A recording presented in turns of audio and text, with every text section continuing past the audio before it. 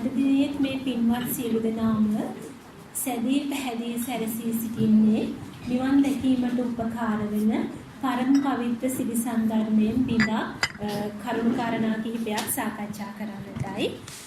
අද දිනයේදී මම මාතෘකාව විදිහට යොදාගත්තේ පින් පව් සහ කුසල් අකුසල් කියන විග්‍රහයත් ණය විනයත් කියන දෙක හේතුඵල ධර්මතාවයට හෙවත් පටිච්ච සමුප්පාද ධර්මතාවයට බහා ගලපලා යම්කිසි ධර්ම කරුණු කාරණා කිහිපයක් සාකච්ඡා කරන්නයි කල්පනා කළේ.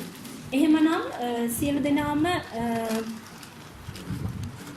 හිතන්න දැන් අපි මෙතෙක් කාලයක් මේ සසර ගමනේ අපේ සංසාර පැවැත්මට රිය ගමනට මේ මෙරි මෙරි ඉපදි යන සංසාර ගමනට හේතුව කුමක්ද කියලා.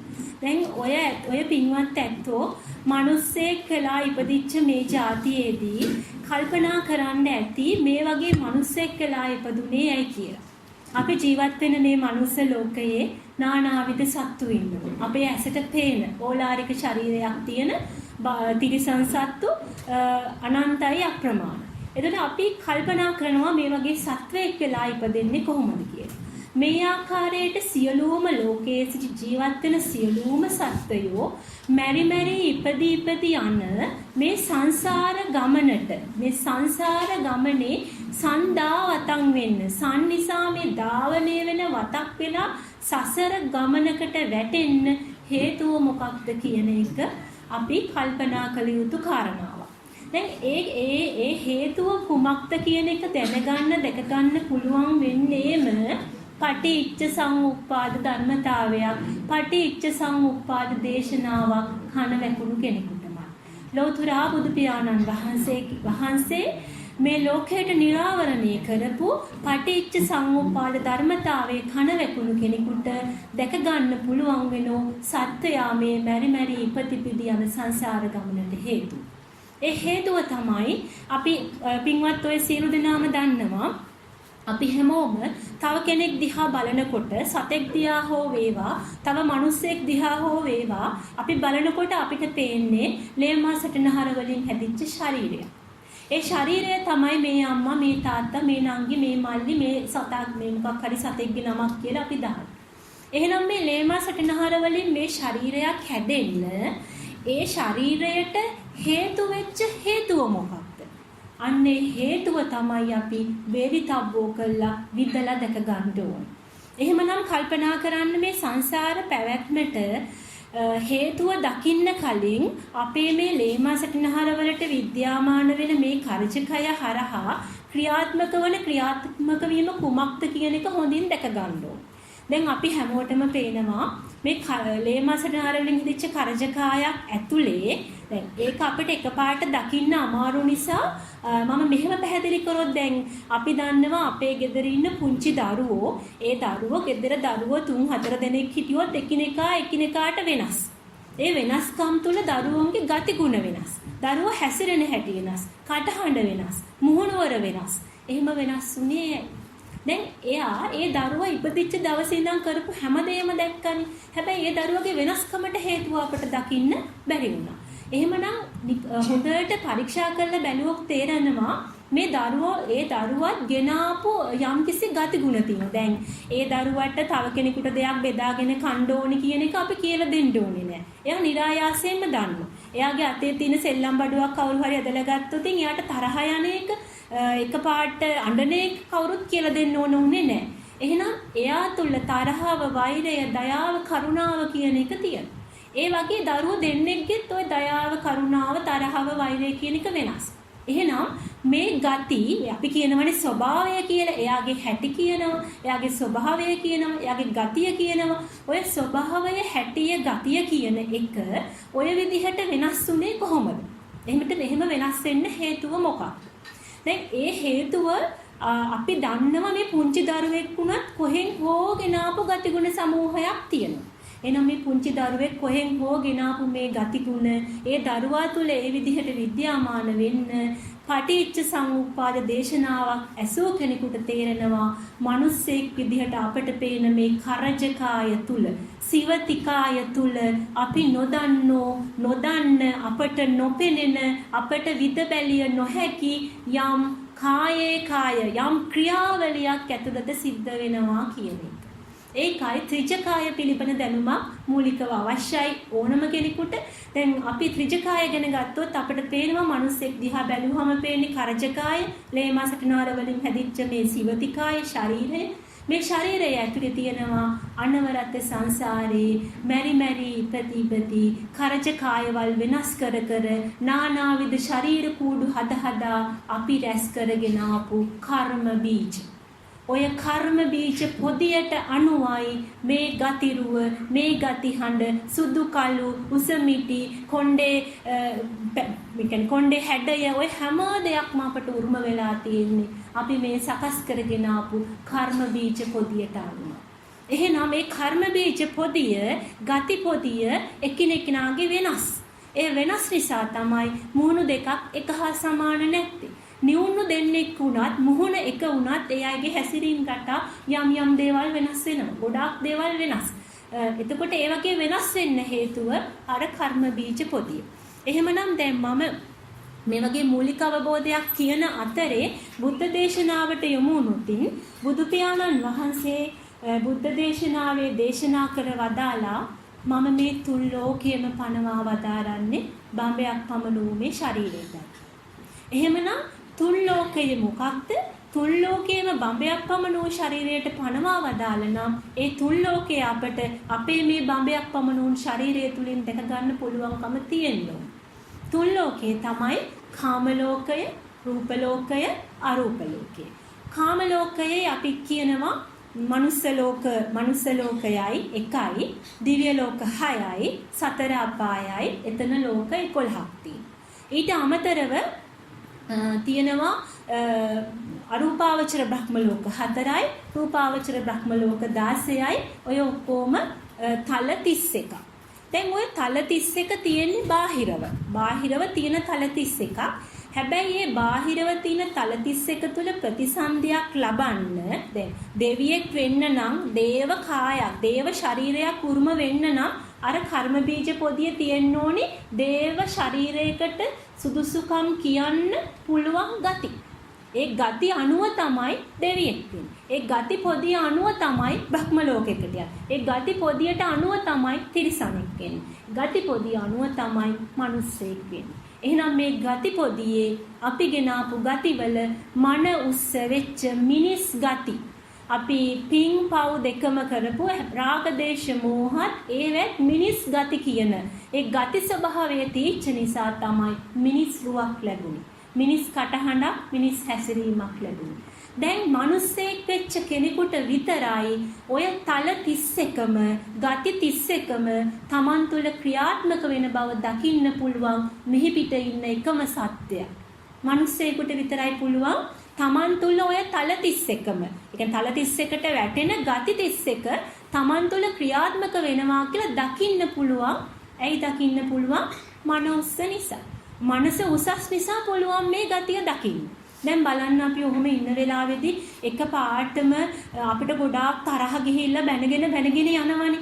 ඒ වෙලාවට හරි කෝපයෙන්, දේශයෙන් කතා කරනකොට අපි ළඟ තියෙන්නේ දේශ ගතියක්. ඒ වෙලාවේදී දැන් පොඩි දරුවෙක් නම් කියනවා අම්මා ඒ වෙලාවේ හරියට හැසිරුනේ කොටියෙක් වගේ ණයෙක් වගේ කියලා. ඒ කොටියා ණයා කියන ගතිය අපි ළඟ තියෙනවා. එහෙනම් තිරිසන් ගතිය අපි ළඟ තියෙනවා. දේව ගතිය අපි ළඟ තියෙනවා. දැන් අපි කියනවානේ යා මිනිස්සෙක් නෙවෙයි දෙවියෙක් කියලා. ඇයි එහෙම මිනිස්සයට දෙවියෙක් කිව්වේ? එයාගෙන දේව ගති තියෙනවා. ඒ වගේම පන්සලක් ළඟට ගිහාම බෝධියක් ළඟට ගිහාම අපිට දැනෙනවා අපි පන්සලක් බෝධියක් ළඟට ගිහිල්ලා ගොඩාක් වෙලා ඒ දිහා බලාගෙන අර එකපාරට පාවෙනෝ වගේ ඉන්නකොට අපි ළඟ බ්‍රහ්ම ගතිත් තියෙනවා. එහෙමනම් කල්පනා කරගන්න ඒ විදිහට මේ දේව ගති, තිරිසන් ගති, බ්‍රහ්ම ගති කියන මේ ගති ස්වභාවයන් අපි ළඟ තියෙන නිසා තමයි මිනිස්සෙකුට ඔය තුන් ලෝකයම Taman තුලින් දැක ගන්න පුළුවන් වෙන්නේ. ඒ වගේම කල්පනා කරගන්න දැන් ගති 31ක් තල 31ක් කියන එක මේ ගතියක් හැදෙන්නේ කොහොමද කියන එක හොඳට තේරුම් අරගන්න ඕන. ඒකට හොඳම තේරුම තමයි දැන් අපි දන්නවා අපි පටිච්ච සමුප්පාද දේශනාවක් අහපු කෙනෙකුට තේරෙනවා මේ ගතියක් හේවත් කර්ම බීජයක් අපි සකස් කරන්නේ කොහොමද කියලා. ඒ ගතියක් සකස් කරන්නේ අවිද්‍යාව පත්‍ය සංකාර සංකාර පත්‍ය විඥාන විඥාන පත්‍ය නාම රූප පත්‍ය සලආයතන සලආයතන පත්‍ය සම්පස්ස සම්පස්ස පත්‍ය සංවේදනා සංවේදනා පත්‍ය තණ්හා උපාදාන භව කියන ක්‍රියාවලියක් පසු කරලා. දැන් ඔය ක්‍රියාවලිය ගැන වචනෙන් වචන විග්‍රහයක් මම ඊට පෙරත් කරලා තියෙනවා. හැබැයි අද දිනයේ ඒ කෙටි විග්‍රහයක් හෝ නොකර මේ සාකච්ඡාවේ ඉතුරු ටික කරන්න අපහසු වෙයි. මොකද ප්‍රථම වතාවට මේ කරුණු කාරණා අහන අයත් ඉන්න පුළුවන්. ඒත් මෙතෙක් සිරිසත් ධර්මයේ ඇසූ පිරිසක් විදිහට යම් අවබෝධයක් තියනවා කියන පසුබිමේ ඉඳන් තමයි සාකච්ඡාව මේ විදිහට සිද්ධ කරන්නේ. එහෙමනම් ඒ ගතියක් හේවත් කර්ම බීජයක් සකස් කරන්නේ අපි මේ අවිද්‍යාව නිසාමයි. අවිද්‍යාව කියලා කියන්නේ විද්‍යාව අතහැරිලා. විද්‍යාව කියලා කියන්නේ මේ ලෝකයේ යම් දේවල් පවතින යථා භූත ස්වභාවය. ලෝකයේ මේ දේවල් පවතින ස්වභාවය බිහි වෙන විදිහ මේ දේවල් පවතින ආකාරය නිවැරදිව සත්‍ය දැක ගන්න පුළුවන් නම් ඒ දෙයට අපි කියනවා විද්‍යාව කියලා. එහෙම දැක ගන්න බැරි කොට අවිද්‍යාව. ඒ අවිද්‍යාව නිසාම තමයි අපි මෙතෙක් සසරේ ඇත්ත දකින්න බැරිකම නිසා සසර ගමනට හේතුව දකින්න බැරිකම නිසා අවිද්‍යාව නිසාම සංසාරයේ මෙරි මෙරි දුක් විඳ නැවත නැවතත් ඉපදී ආවා.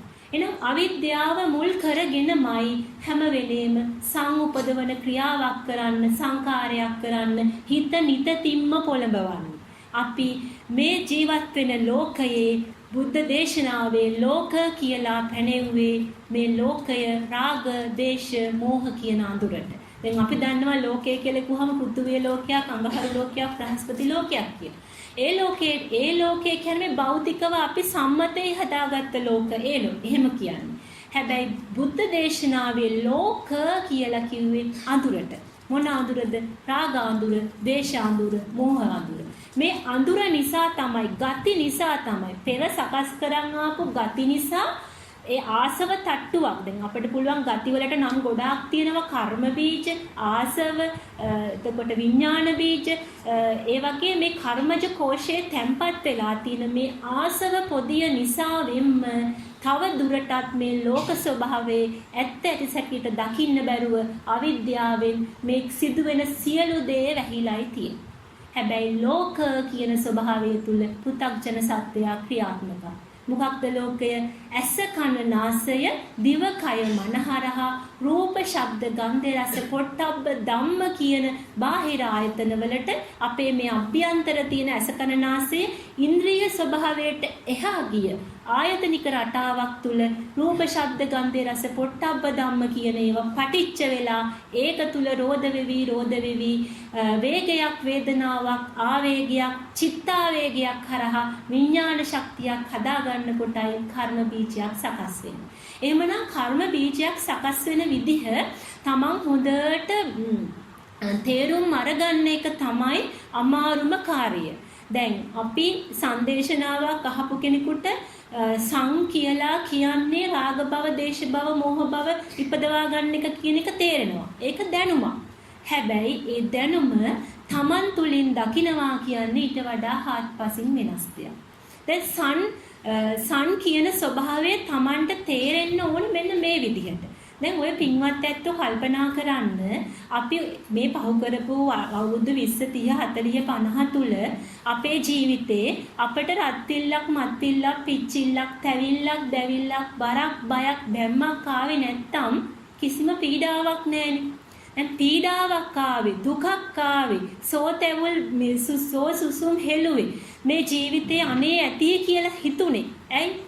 එහෙම හිතුනේ දුකක් කනගාටුවක් Tamanට ආව නිසා, ගින්දරක් පත්තු වෙච්ච නිසා, ජීවිතේ ගිනි ගන්න නිසා.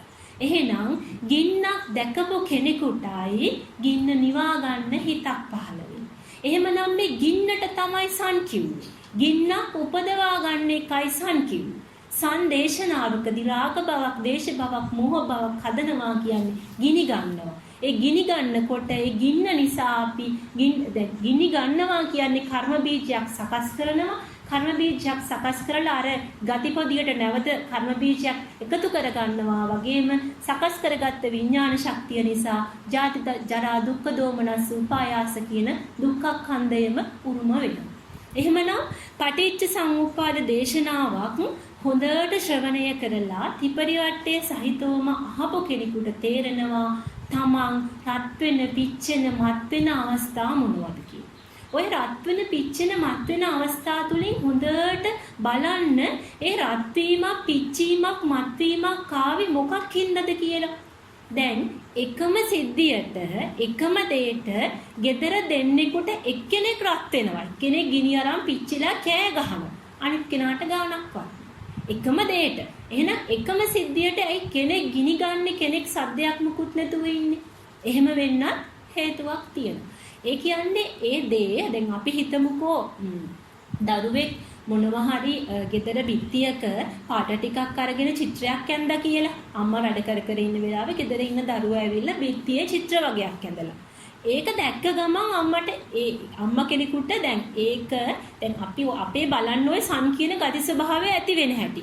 දැන් ඒ දරුවා කරපු වැඩේ එකපාරට දකින්නකොට අපි නාම රූප හරහා තමයි ඒ ක්‍රියාවලිය හරහා එන වේදනාව අරගන්නේ. දැන් නාම රූප ගැන යම් විග්‍රහයක් කරනවා නම් එතෙන්දී නාම කියන කොටසේ තියෙනවා වේදනා, සංඥා, චේතනා, පස්ස, මනසිකාර කියලා පහ.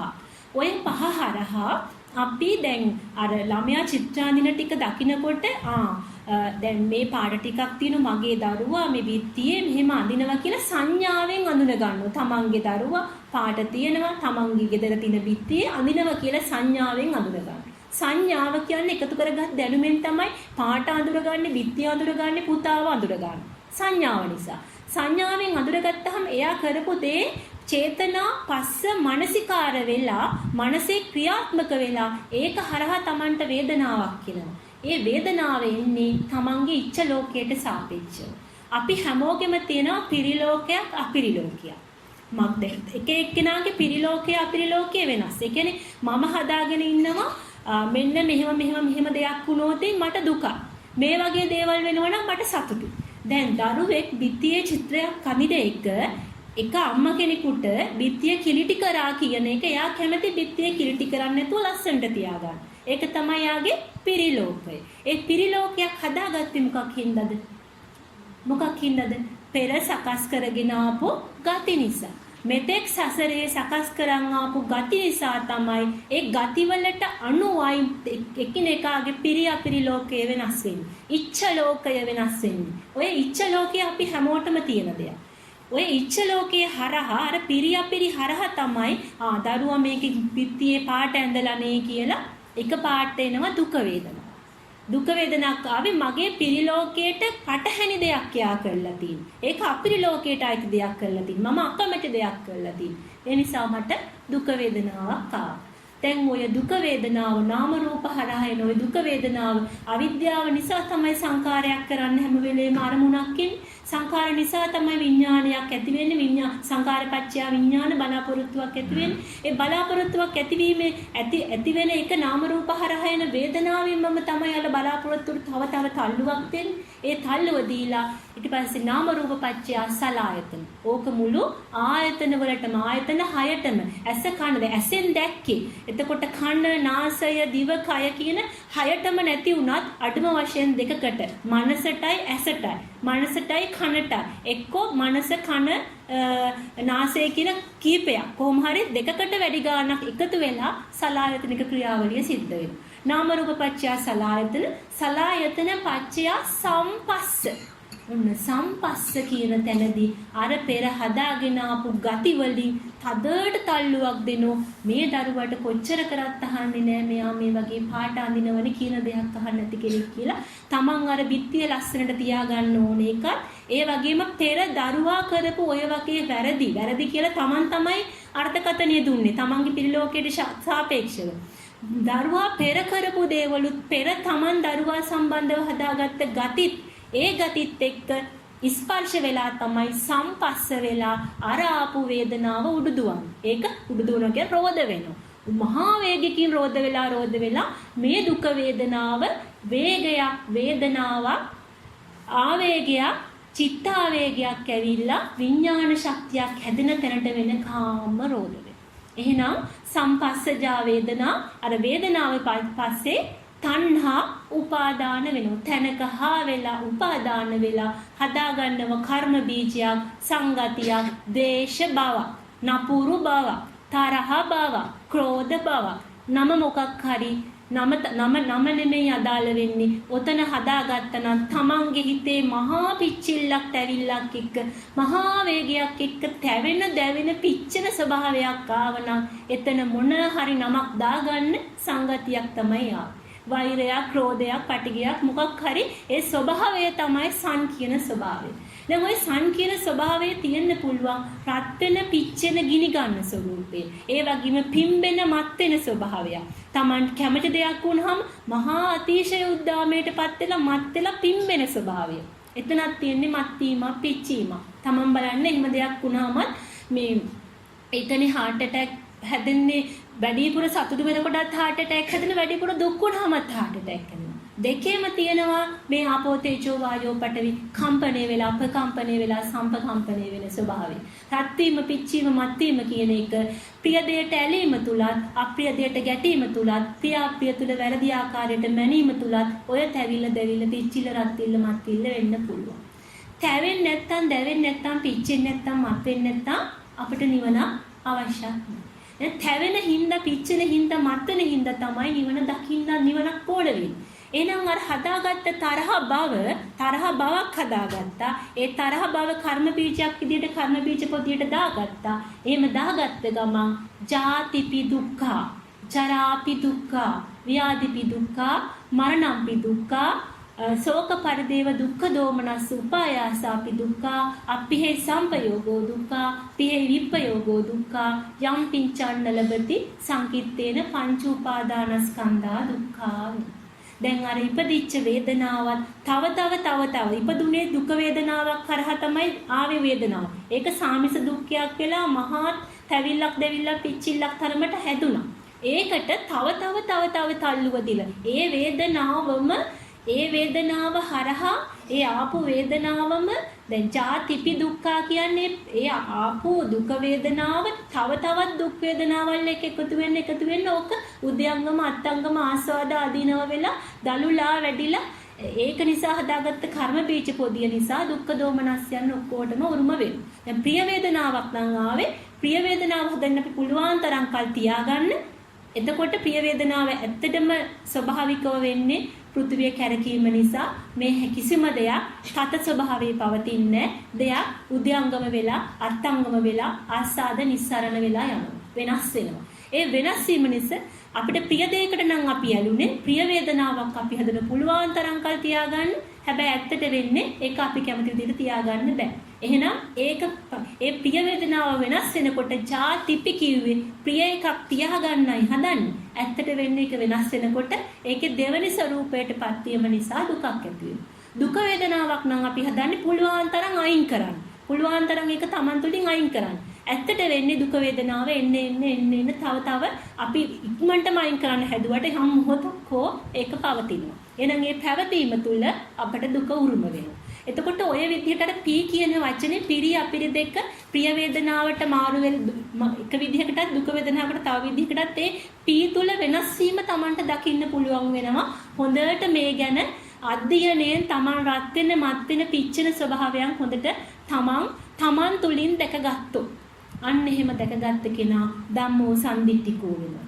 මේ සන් කියන ස්වභාවය Taman තුල ක්‍රියාත්මක වෙන හැටි Taman රත් වෙන මත් වෙන පිච්චෙන හැටි මෙහෙම වෙන්නේ ඇයි කියන එකට මුලින්ම දකින්නවයි ස්වභාවය. ඒ ස්වභාවය දැක්ක කෙනා මේ සන් කියන ස්වභාවය Taman තුලින්ම අඳුරගන්න. ඒ කෙනා ධම්මෝ සම්දිට්ඨිකෝ වෙනවා. හැබැයි ඔක Taman තුලින් දැක්කේ නැත්තම් වෙන්නේ මොකක්ද? තව කෙනෙක්ගෙන් අහනවා මම මේ වෙලාවේ දරුවට බැන්නා මම ගැහුවා මං ළඟ සං ආවද කියලා වෙන කෙනෙක් ඉන්නවා. මම මේ වෙලාවේ දරුවට මුකුත් කිව්වේ නැහැ. හැබැයි මට තරහව මං කොහොම හරි ඉවසගෙන හිටියා. ඒ වෙලාවේ මන් ළඟ සංගතියක් ආවා. ඇයි ඒක තව කෙනෙක්ගෙන් අහන්නේ? තමන් තාම දන්නේ නැහැ මේ රත් වෙන පිච්චෙන මත් වෙන ස්වභාවයටයි සන් කියන්නේ. ඒ ස්වභාවය තමන් තුලින් අත්දැකගෙන තමන්ගේ ගතිවලට අදාළ වෙන සංගති ස්වභාවය තමනුයි දන්නේ. මොකද අපි එකිනෙකාගේ ගති වෙනස්. තමන්ගේ තියෙනවා නානාවිද ගති. ගති තුනයි රාග ගති, ද්වේෂ ගති, මෝහ ගති. ඒ ප්‍රධාන නම. ওই නම් තුන ඇතුලේ තියෙනවා ගති කෝටියක් විතර නානාවිද ගති තියෙනවා. ඒ ගති එක එක්කෙනාගේ මතුවෙන ආකාරය වෙනස්. ඒ මතුවෙන ආකාරය හරහා දකින්න මේ ගති කොහොමද මතුවෙන්නේ? ඒ ගතිය ක්‍රියාත්මක වෙනකොට ත්‍ප්ත වෙන හැටි Tamanටයි දැනෙන්නේ. ඒ හරහා සංගතියක් ඉපදුනාද, Taman පිච්චුනාද, මත්ුනාද කියන ස්වභාවය දන්නේ Taman. ඒ නිසා උදාහරණ මත පදනම් කරගෙන තව කෙනෙක්ගෙන් අහලා මේ සන් කියන ස්වභාවය අඳුර ගන්න බෑ. ඒක Taman තුලින් Tamanමමයි දකින්න ඕනේ. ඒ දකින්න නම් ලෝක කියන තැනට එන්න ඕනේ. ලෝක කියන්නේ මේ අපි මේ ලෝක කියන්නේ ඇස කන නාසය දිවකය මන හරහා මේ ලෝකය උරා බොන තැනට ආපු කෙනෙකුට විතරයි දකින්න පුළුවන් වෙන්නේ අර ගති මතුවෙන හැටි. හැබැයි අපි ඔය සියලුම දේවල් මේ අපි වාරණ දාලා නීති දාගෙන මම රස කැම කන්නේ නැහැ, ලස්සන ඇඳුම් අඳින්නේ නැහැ, මම දැන් ධම්මගේ යන කෙනෙක් කියලා අර තමන් නීතියක් දාගෙන වාරණයක් දාගෙන තමන්ගේ මේ ගති ඇවිස්සෙන තැන් වහගන්න උත්සාහ කරොත්, වාරණය කරගන්න උත්සාහ කරොත් අර ගති මතුවෙන්නේ නැහැ. ඒව යටපත් වෙනවා. ඒ ගති මතුවෙන්න ඕනේ. ඒ මතුවෙන්න නම් මුලින් ලෝක කියන තැනට එන්න ඕනේ. ලෝක කියන තැනට ආපු නැති කෙනෙක් ලෝක අලෝක කරන තැනට යන්නෙත් නෑ. ලෝක අලෝක කියන්නේ ලෝකය අතහරින්න නම්, ලෝක අලෝක වෙන්න නම්, ලෝක විදූ කරන්න නම්, ලෝකය විදින්න නම් ලෝකයට එන්න. ලෝක කියන ස්වභාවයට ආපු කෙනා ලෝකය විදින තැන දකින්නවා. විදින්නේ පටිච්ච සමුප්පාද ධර්මතාවය දැන දැකගත්ත කෙනෙක්. ලෝක විදූ වුණාම ලෝකෝත්තර වෙනවා. ලෝකයෙන් ඈතර වෙනවා. එහෙනම් ලෝක කියන ස්වභාවයට එන්න තමන්ගේ ගති ක්‍රියාත්මක වෙන හැටි දකින්න නිදහස් නිවහල් මනුස්සයෙක් විදියට පළමුව ජීවත් වෙන්න ඕනේ. එක එක රාමු වලට කොටු වෙලා එක එක තැන් වලට ගැති වෙලා වාරණ දාගෙන තමන්ගේ ස්වභාවිකත්වය ස්වභාව කියන්නේ තමන් ගෙනාපු භව ස්වභාවයක් තියෙනවා. ඒක හිතල වෙනස් කරන්න යන්න එපා. හිතල වෙනස් කරගෙන රඟපාන නළුව වගේ අපි ධම්මගේ යන කෙනෙක් කියලා නළුවෙක් වෙලා වෙනස් කරගන්න හොඳ නැහැ. එම නළුවෙක් වුණොත් වෙනස් කරගත්තොත් අර නියම සැබෑ ලෝක ස්වභාවය තමන් තුලින් දකින්න බැරි වෙනවා. තමන්ගේ නියම ගති ටික තමන් හොඳට උරගාලා ඒක ඇවිස්සලා එන හැටි දකින්න. ඒක හරහා තමයි ධම්මෝ සම්දිට්ඨිකෝ වෙන්නේ. ඔන්න සම් දකින්න. සන් දැක්ක කෙනා දකිනවා මේ සං කියන ස්වභාවය රත් වෙන පිච්චෙන මත් වෙන ස්වභාවයට හේතුව මොකක්ද? ඒ හේතුව තමයි තමන් හදාගත්ත ඇයි දැන් දරුවා අර කරපු වැඩේට තමන්ට තරහ ගියේ? මම හිතාගෙන හිටියා බිත්තිය කිලුටු කරන්නේ නැතුව මේ විදිහට තියන්න ඕන කියලා ඉච්ඡට පටිච්ච වෙලා පටිච්චට අභිච්ච වෙලා නිච්ච කරගෙන නිච්ච සුඛාත්ත ලෝකයක්. මේක තමයි මගේ කැමැත්ත. නිච්චයි සුඛයි අත්තයි මේක මේ විදිහටම වෙන්න ඕනේ. කවුරුත් බිත්තියේ කුරුටු චිත්‍ර අඳින්න බෑ. දැන් එහෙම ඇඳ ගමන් නිච්ච යද නිච්ඡං තන් දුක්ඛං යන් දුක්ඛං තදනත්තා ඒතම්මම ඒතෝ හමස්මි ඒතෝ මේ අත්තාති. යමක් නිච්චද ඒ නිච්ච වීමම යද නිච්ඡං තන් දුක්ඛං. නිච්ච කර ගැනීම නිසා දුක උරුම වෙනවාමයි. මේ මම මේ මගේ දරුවා මේ මම ඉන්නගේ මගේ ගෙදර බිත්තිය ඒ තම්මම ඒතෝ හමස්මි ඒතෝ මේ අත්තාති. මමයි මගේ කියලා කවුද පනවගත්තේ? තමන් තමයි පිරිලෝකයක් හදාගත්තේ මම මගේ කියන අර්ථ සංඥාව. එහෙනම් අර්ථ සංඥාවෙන් තමන් හදාගත්ත පිරිලෝකයේ තමන්ගේ කැමැත්ත තමන්ට ඕන විදියට තමන්ගේ වසඟේ පුළුවන් තරම් කාලයක් තියාගන්නයි නිච්චයි සුඛයි අත්තයි කියන ලෝකයක් තමන් පනවගත්තා. නිච්ච අනිච්ච වෙච්ච ගමන් දුක උරුම වුණා. නම් තරහක් ආවා. තමන් කැමති දේ වෙන්නේ නැතිකොට තමයි දුක කියන තැන වෙන්නේ. එහෙනම් ඒ විදිහට මේ දුක කියන එක ඇති වෙන හැටි දකින්න. එතකොට අපිට තේරෙනවා දුකක් තියෙන නිසා තමයි නිවනක් ඕන වෙන්නේ. එහෙනම් මේ දුක කියන එක දැක්කොත් දුක්ඛ සත්‍ය දැක්කා වෙනවා. දුකට හේතුව දැක්. ඒ වගේම දකින්නවා දැන් එකපාරක් දරුවා කරපු දෙයට Taman තරහ අරගෙන තරහ එකපාරට අරන් නිකන් ඉන්නේ නැහැ. ඔය තරහ ගතියම පිරිද්දිලා තව එකකට ආපහු තරහ ගන්න එක දිහා ඉමතු වෙලා එනවා. ඒ වගේම දැන් ඒ කරපු දේ හරහා එක තමන් දුක්ඛ දෝමනස්යන් ඉඳලා අයියෝ බිත්තිය කිල්ටුනානේ දැන් ආපහු තීන්ත ගෙනල්ල ගාන්න උනානේ කියලා මහා දුකෙන් ඉන්න වෙලාවේ තව දෙයක් ඒක හරහම දරුව තව වැඩක් මොකක් හරි කරොත් ඒකත් පේන්නේ අර වැරදි විදිහටම. එහෙම පෙරිලා හේතුව ඵලය වෙලා ඵලයෙන් ආයි හේතුවක් හදා ඔය තරහම දිගින් දිගටම හේතුඵල වෙවි ඵල හේතු වෙවි හේතුඵල පරම්පරාවක් විදිහටත් යනවා. එහෙනම් ওই හේතුඵල පරම්පරාවක් විදිහට මේ සංගතිය ක්‍රියාත්මක වෙන හැටි හොඳට Taman තුලින් දකින්න. එතකොට Tamanට පේනවා යායන් තණ්හා පෝනෝ භවිකා తත්‍ර తත්‍රාබිනන්දති සයතිදං කාම තණ්හා භව තණ්හා විභව තණ්හා කියලා මේ අපි භව හදා මේ භව ගතියෙන් වෙන් වෙන්න තියෙන අකමැත්ත නිසා ඒ භවට ඇලි කොයි තරම්නම් මේ සංගති හදා යායට පිරිද්දි යනවාද කියන එක හොඳට Tamanට තේරෙනවා.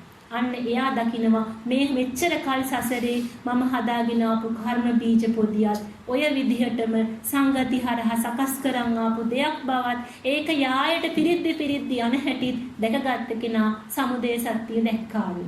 එතකොට මේ වගේ තරහක් ඇති වෙන්නේ මේ විදිහට හේතුඵල ඵල හේතු වෙවි යන්නේ මේකට හේතුව මොකක්ද? හේතුන් පටිච්ච සම්භූතා සම්භූත වෙන්න හේතුව මොකක්ද? හේතුව තමයි තමන් හදාගත්ත පිරි ලෝකය.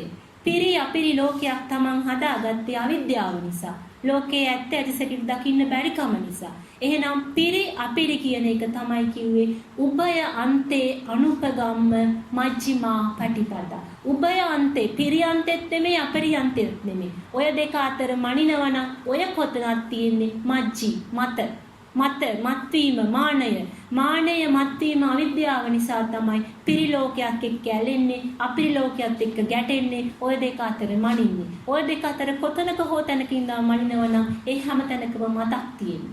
එහෙනම් ඔය මත්වීම නිසා තමයි අපි මත්වීම නිසා තමයි සංගතියක් හදන තැනට යන්නේ ගමන් කරන්නේ. සංගතියක් සකස් වීමක් වෙන්නේ. එහෙනම් ඒ මජ්ජ කියන මතෙන් මිදෙන එක තමයි මජ්ක්‍ධිමා පටිපදා කියලා කියන්නේ. එතකොට ඔය විදිහට කරුණාකාරණා කල්පනා කරපු කෙනෙකුට තේරෙනවා තමන් හදපු මේ පිරි ලෝකය නම් හේතුව මේක තමන් පනවා ගත්තේ අවිද්‍යාව නිසා නම් මේ පිරි කියලා මට ඕන විදිහට පවත්වන්න නවත්තන්න හදන ලෝකයේ තුල තියෙන මොකක්ද? අන්න වේදිතබ්බෝ වෙනකොට ලෝකවිදු වෙනකොට ලෝක ස්වභාවය විදලා බලන කෙනාට තේරෙනවා මෙතන තියෙන්නේ ගති ගොඩක් නිසා තමන් හදාගත්ත පිරි ලෝකයක් බව. එහෙනම් පිරිසිඳ දකින්න තැනට පිරිසිඳ දකින්න පරිඤ්ඤාතම් පරිඤ්ඤය වෙනකොට එයා දකිනවා මේ හේතුව මමමයි සකස් කරන්නේ. මේ පිරි ලෝකය මමම හදාගත්ත දෙයක්. ඒකට හේතුව අවිද්‍යාවයි. ඇත්ත නොදකීම මේ ලෝකයේ ලෝක ස්වභාවය.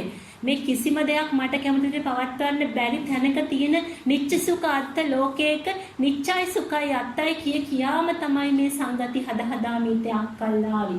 මේ නිච්චයි කියලා පනවගත්ත මේ පිරි කියන ඉච්ඡ ලෝකය පුස්සක් බව මායාවක් බව හරසුන් දෙයක් බව ඒකේ තියෙන නිර්ර්ථක බව තමන් තේරුම් අරගන්නකොට තමන් තුල අනිච්ච දුක්ඛ අනාත්ත කියන දැක්ම වැඩෙන්න පටන් ගන්නවා. ඒ දැක්ම මතු වෙච්ච කෙනෙක් සම්මදක්කාතා වෙනවා. සංවලින් මිදෙන්න පුළුවන් කියලා දැක ගන්න. මොකද ඒ සංවලින් මිදෙන්න පුළුවන්.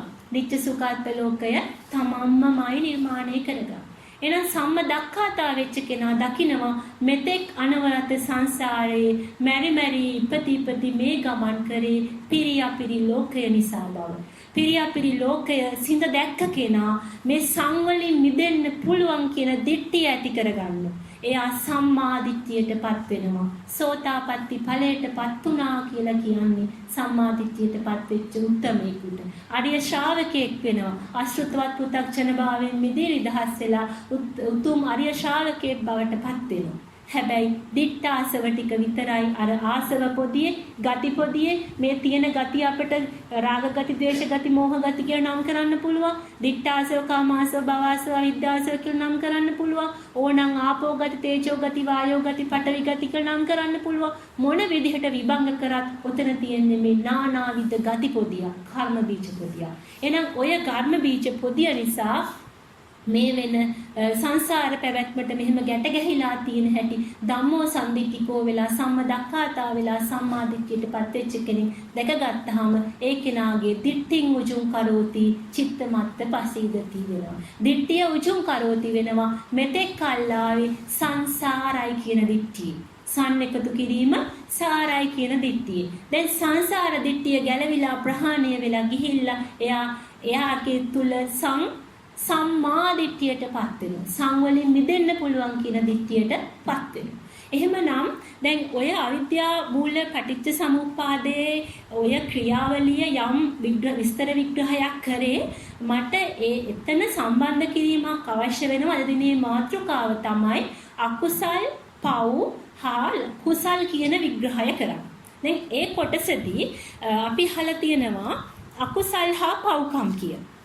දැන් හොඳට හුම්කම් දීලා මේ කොටස අහගන්න. අකුසල් හා පව්කම් කියන එකේදී අපි දන්නවා දස පාප ක්‍රියා, දස අකුසල්, දස දුෂ්චරිත මේ සියලු දේම කිරීමේ සිත කිලිටි වෙනවා. සිත කිලිටි වෙන නිසා මේවා දස අකුසල් ඒ දේවල් නොකළ යුතුයි කියලා බෞද්ධ පරිසරයක හැදුණු වැඩුණු අපි හැමෝටම අවබෝධයක් තියෙනවා. මොකද අපේ දෙමව්පියෝ අපේ ගුරුවරු අපට පෙන්වා දුන්නා මේ දේවල් කළොත් යනවා කියලා තැනකුත් පෙන්නවා. අපිට දැන් පන්සලකට ගියාම තියුනේ අඹපු අපායවත් අන්න ඒ වගේ අපායක් පෙන්නලා පුංචි කාලේ පෙන්නවා අන්ත දෙකක්. පුතේ මෙන්න මේ දේවල් කරොත් මේ වගේ තැනකටයි යන්නේ. හැබැයි ඔයා හොඳ වැඩ කරොත් මේ පංච දස දුෂ්චරිතයෙන් වැළකුණොත් ඒ වගේ වැළකීලා හොඳ වැඩ කරොත් ඔයාට දිව්‍ය ලෝකෙකට යන්න පුළුවන් කියලා. දැන් ඔය අන්ත දෙක ඇතුලේ තමයි අපි හිර වෙලා හිටියේ. අපි නුදුටු මායාවක් වගේ හදපු අපායක ලෝකයක් තියාගෙන එතන බියකාරව එතන හොඳ නැහැ මම එතනට යන්න කැමති නැහැ කියලා තමන් හදාගත්ත වෙනම තැනක් දිව්‍ය ලෝකෙටයි යන්න ඕන කියලා. එහෙමනම් ඔය දැන් අපිට ලෝක කියන එක අපි දැක්කේ නැහැනේ. ලෝක කියන්නේ අඳුරට කියලා. රාගාඳුර, දේශාඳුර, මෝහාඳුරට කියලා. එහෙමනම් කල්පනා කරගන්න ඔය දස අකුසල් සහ පව්කම් කියන ඒවා අපි කළා තියන්නේ මෙතෙක් සසරේ ලෝභය, දේශය, මෝහය මුල් කරගෙන. ලෝභය, දේශය, මෝහ අවිද්‍යාව මුල් කරගෙන දස අකුසල් කිරීම නිසා දැන් සතුන් මැරීම, බොරු කීම, කාමසේවනි ඔය වගේ ඔය කියන දස පාප ක්‍රියාම කරේ ලෝභයෙන්, ලෝභ බවක්, දේශ බවක්, මෝහ බවක් හදාගන්නම. එහෙනම් දස අකුසල් ඔය දස පාප ක්‍රියාවලින් උනේ ලෝභ බව, දේශ බව, මෝහ බව කියන ගති පොදිය තව ශක්තිමත් වීම. ඒ ගති ශක්තිමත් වෙන්න ඒ ගතිවල ලෝභ ගති, പ്രേත ගති, භූත ගති වැඩි නම් අපි പ്രേත ලෝකවල, භූත ලෝකවල ඉපදෙනවා. ඒ කියන්නේ ලෝක කියලා කියන්නේ එතන තමන් තුල තියෙන ගති ස්වභාවය වැඩි වෙනකොට ඒ ගති ස්වභාවයට අදාළ තලය තමන්ට උරුම වෙනවා. තමනුයි සකස් කරන්නේ ගතිය. එහෙමනම් ඒ ගති තුල තියෙන්නේ අපි ළඟ අපි දැන් ওই හදන ලෝභ, ද්වේෂ, මෝහ ගති වල වැඩිපුරම තියෙන තිරිසන් ගති නම් තිරිසන් කයක් උරුම, තිරිසන් ශරීරයක් උරුම වෙනවා. ඒ විදිහට අකුසල් හා පව්කම් කියන එක ගැන යම් අවබෝධයක් අපි සියලු දෙනාටම තියෙනවා. ඊළඟ කරුණ තමයි ලෞකික පින්කම්. දැන් ලෞකික පින්කම් කියන ඒවා මෙතෙක් සසරේ ඕන තරම් කරන්නේ නැති ලෞකික පින්කම් කරනවා බෞද්ධ අබෞද්ධ හැමෝම. බෞද්ධයෝ වෙච්ච අපිත් කරනවා, අබෞද්ධයොත් කරනවා. පින්කම් කියන්නේ මොනවද?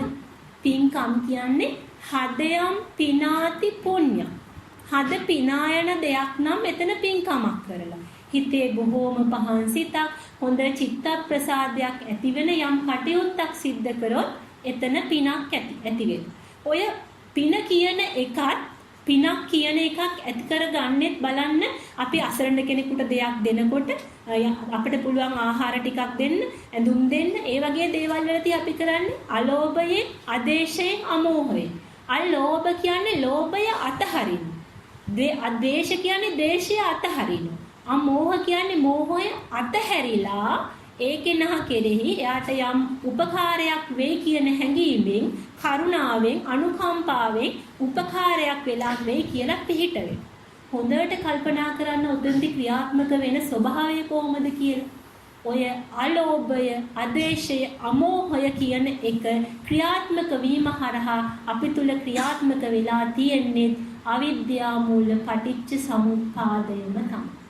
අවිද්‍යා මූල පටිච්ච සමුප්පාදය හරහා යම් කෙනෙකුට පිහිටවීම තුල, කරුණාව තුල, අනුකම්පාව තුල, අලෝභයෙන්, අදේශයෙන්, අමෝහයෙන් කටයුතු කරනවා කියන්නේ ලෝභය, ද්වේෂය, මෝහය తాවකාලිකව අතහැරීමක් පමණයි. ඒ తాවකාලිකව අතහැරීමක් පමණක් තුලත් ගති ස්වභාවයක් ඇති වෙනවා. ඒ ගතිය තමයි අලෝභ ගති, අදේශ ගති, අමෝහ ගති. එහෙනම් ඔය ගතිත් සංගතියක්ම තමයි. එහෙනම් මෙතෙක් කල් ලෞකික පින්කම් කියා කළා තියෙන්නේ මොනවද? සංගති හදාගෙන තියෙනවා. සසර දිග්ගැස්සෙන ගති. පින් නිසාත් සසර දැන් අපි කියන්නේ පින් මදිහින්දානේ සංසාරයෙන් තාම සංසාරය යන්නේ කිව්වට පින් වැඩි හින්දා වෙලා පින් වැඩි නිසා අලෝභ බව, අදේශ බව, අමෝහ බව කියන ගතිපොදිය ශක්තිමත් වීම නිසායි තව සසර ගමනට ඉන්ධන සැපෙන්නේ. තව සසර ගමනට කර්ම බීජ තියෙන්නේ. ඒ සකස් කරපු කර්ම බීජ හින්දායි තව මේ සසරේ මෙරි ඉපදි යන්නේ.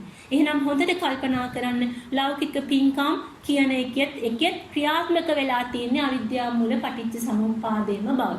ඊළඟට තියෙනවා ලෝකෝත්තර පින්කම් කියලා. දැන් ලෝකෝත්තර පින්කම් කියන එක දැන් අපි සිල්වත් අයට මේ සම්මතයේ යහපත් කියලා හිතන සිල්වත් කෙනෙකුට අපිට සිව්පසෙන් උපස්ථාන කිරීම ලෝකෝත්තර පින්කම. ඒ ලෝකෝත්තර කියලා කියන්නේ දැන් ඒ කෙනා දන්නවා මේ මෙරි ඉපදි යන සංසාර ගමනේ අපි නොනවත්වා යනවා. ඒ ගමනේ මිදී නිදහස් වෙන්න ඕනි. ලෝකයෙන් එතර වෙන්න ඕනි කියන අදහස අවබෝධයක් තියෙනවා. හැබැයි ඒක යථාවබෝධයක් නෙමෙයි.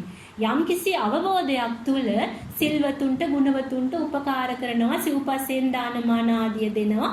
එතනත් ඒ දානමාන ආදිය දීම තුලත් ආයත් ක්‍රියාත්මක වෙන්නේ දැන් සසර දුකෙන් මිදෙන්න ඕනේ කියන හැඟීමෙන් තමයි අර වැඩේ කරන්නේ.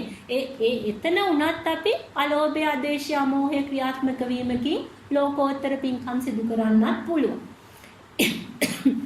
එහෙම ලෝකෝත්තර පින්කම් කරපු කෙනෙකුට තමයි ඇත්තටම මේ කාලයක් යනකොට දැන් අපි කියනවානේ මේ හේතුඵල දහමක් කන වැකෙනවා කියන්නේ, පරතෝഘോഷක ප්‍රත්‍ය ලැබෙනවා කියන්නේ, කල්යාණ මිත්‍ර සම්පත්තිය ලැබෙනවා කියලා කියන්නේ මේ කන කැස්බෑව වියසිදුරෙන් අහස බලනවා වගේ අතිශය දුර්ලභ දෙයක්. ඒ දුර්ලභ දෙයක් වෙන්නත් අපිට මිනිස්සෙකුට මේ දහම කන වැකෙන්නත් ඔය වගේ ලෝකෝත්තර පිනක්වත් කළා තියෙනවා. ලෝකෝත්තර පින්කම් කළා මේ ලෝකෝත්තර පින් නොකළ අයට මේ හේතුඵල දහම වැටහෙන්නේ නැහැ. දහම තේරුම් ගන්න බෑ. ලෝකෝත්තර පින් කරපු අය තමයි නැවතත් මනුස්ස ජාතියකම උපත ලබන්නේ. මොකද එයාගේ මන උස්ස වෙන ගති තමයි ලෝකෝත්තර පින්කම් තුලින් ක්‍රියාත්මක වෙලා තියෙන්නේ. හැබැයි අලෝභය, ආදේශය, මෝහය ක්‍රියාත්මකයි. හේතුඵල දහම වටහා ගැනීමේ අවස්ථාව, වාසනාව උදා කරගන්න මේ ලෝකෝත්තර පින්කම් හේතු වෙනවා. ඒ වගේම ආයු වර්ණ සැප බල ප්‍රඥා ලබන්නත් ලෝකෝත්තර පින්කම් හේතු වෙනවා. දැන් ඒක තමයි එක වර්ගීකරණය. ඊළඟට දැන් පින සහ කුසලය අතර වෙනස.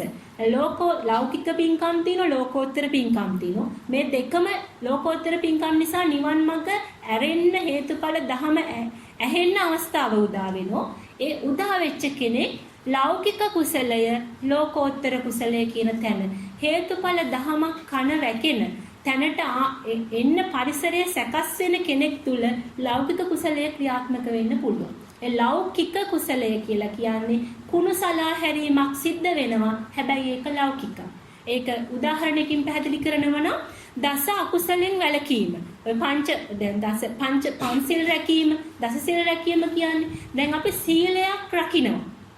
ඒක රකින්නේ පාණාතිපාතා වේරමණී සික්ඛාපදං සමාදියාමි කියලා විරමණයක්, වේරමණී වීම, අතහැරීම, සතුන් නොමර සිටීම, රහමෙන් දැන් එතෙන්දී සතුන් නොමරීම, අනුන්ගේ දෙයක් නොගැනීම කියන එකේ වැළකීමක් වීම නිසා කුණු එකතු වෙන්නේ නැහැ. කුණු රැස් වෙන්නේ නැහැ. හැබැයි කුණු මුල කියන එක දැකලා කුණු සලා හැරීමක් සිද්ධ වෙන්නේ නැහැ. කුණු එකතු කර ගැනීමෙන් తాවකාලිකව වාරණය තුලින් විරමණය තුලින් తాවකාලිකව කුණු එකතු නොකරගෙන සිටීමක් විතරයි වෙන්නේ. වේරමණී කියන සීලය. දස අකුසලේ වෙන්වීම. පන්සිල් ආරක්ෂා කිරීම. ඒ වගේ දේවල් වලින් වෙන්නේ. එතකොට ඒක ලෞකික කුසලයක්. වේරමණී සීලයේ කොටසක් තමයි පූර්ණය වෙන්නේ. දැන් ඔතන ලෝකෝත්තර කුසල් කියන්නේ ලෝකයෙන් එතර වෙන තැන. ලෝක කිව්වේ මොකක්ද? රාග, දේශ, මෝහ කියන මේ ආයතනික ක්‍රියාවලිය. අසකනාසය දිවකය මනහරහා රූප, ශබ්ද, ගන්ධ, රස, පොට්ටබ්බ කියන එකට පටිච්ච වෙලා චක්කුංච පටිච්ච රූපේච උප්පජ්ජති චක්කු විඥානං තින්නං සංගති පස්සෝ සම්පස්සජා වේදනා වේදනාපච්චය තණ්හා උපාදාන භව කියලා ඔය භව හදා මේ ගති ශක්තිමත් කර යන මේ ගමනෙන් ලෝක කියන ස්වභාවයෙන් එතර වෙන්න කුණු සලා හැරෙනවා හරින්න කටයුතු කරනවා කියන එක තමයි ලෝකෝත්තර කුසලය කියන්නේ. ඒ ලෝකෝත්තර කුසලය කියන එක ක්‍රියාත්මක වෙන්න නම් පටිච්ච සමුප්පාද දේශනාවක් අහන්නම ඕන. ධම්මෝ සම්දිට්ඨිකෝ වෙන්නම ඕනි. සම්මදක්ඛාතා වෙච්ච කෙනෙක් තමයි අඩුම ගානි සෝතාපට්ටි මාර්ගයටවත් ප්‍රවේශ වෙච්ච කෙනෙක් තුල තමයි ලෝකෝත්තර කුසලය ක්‍රියාත්මක වෙන්න පටන් ගන්න. එතකොට එහෙම කෙනෙක් තුල එයා කලින් තිබුණේ පාණාතිපාතා වේරමණී සික්ඛාපද සමාදියාමි. හැබැයි දැන් පාණාතිපාතා වේරමණියට එහා ගියපු දෙයක් දකිනවා.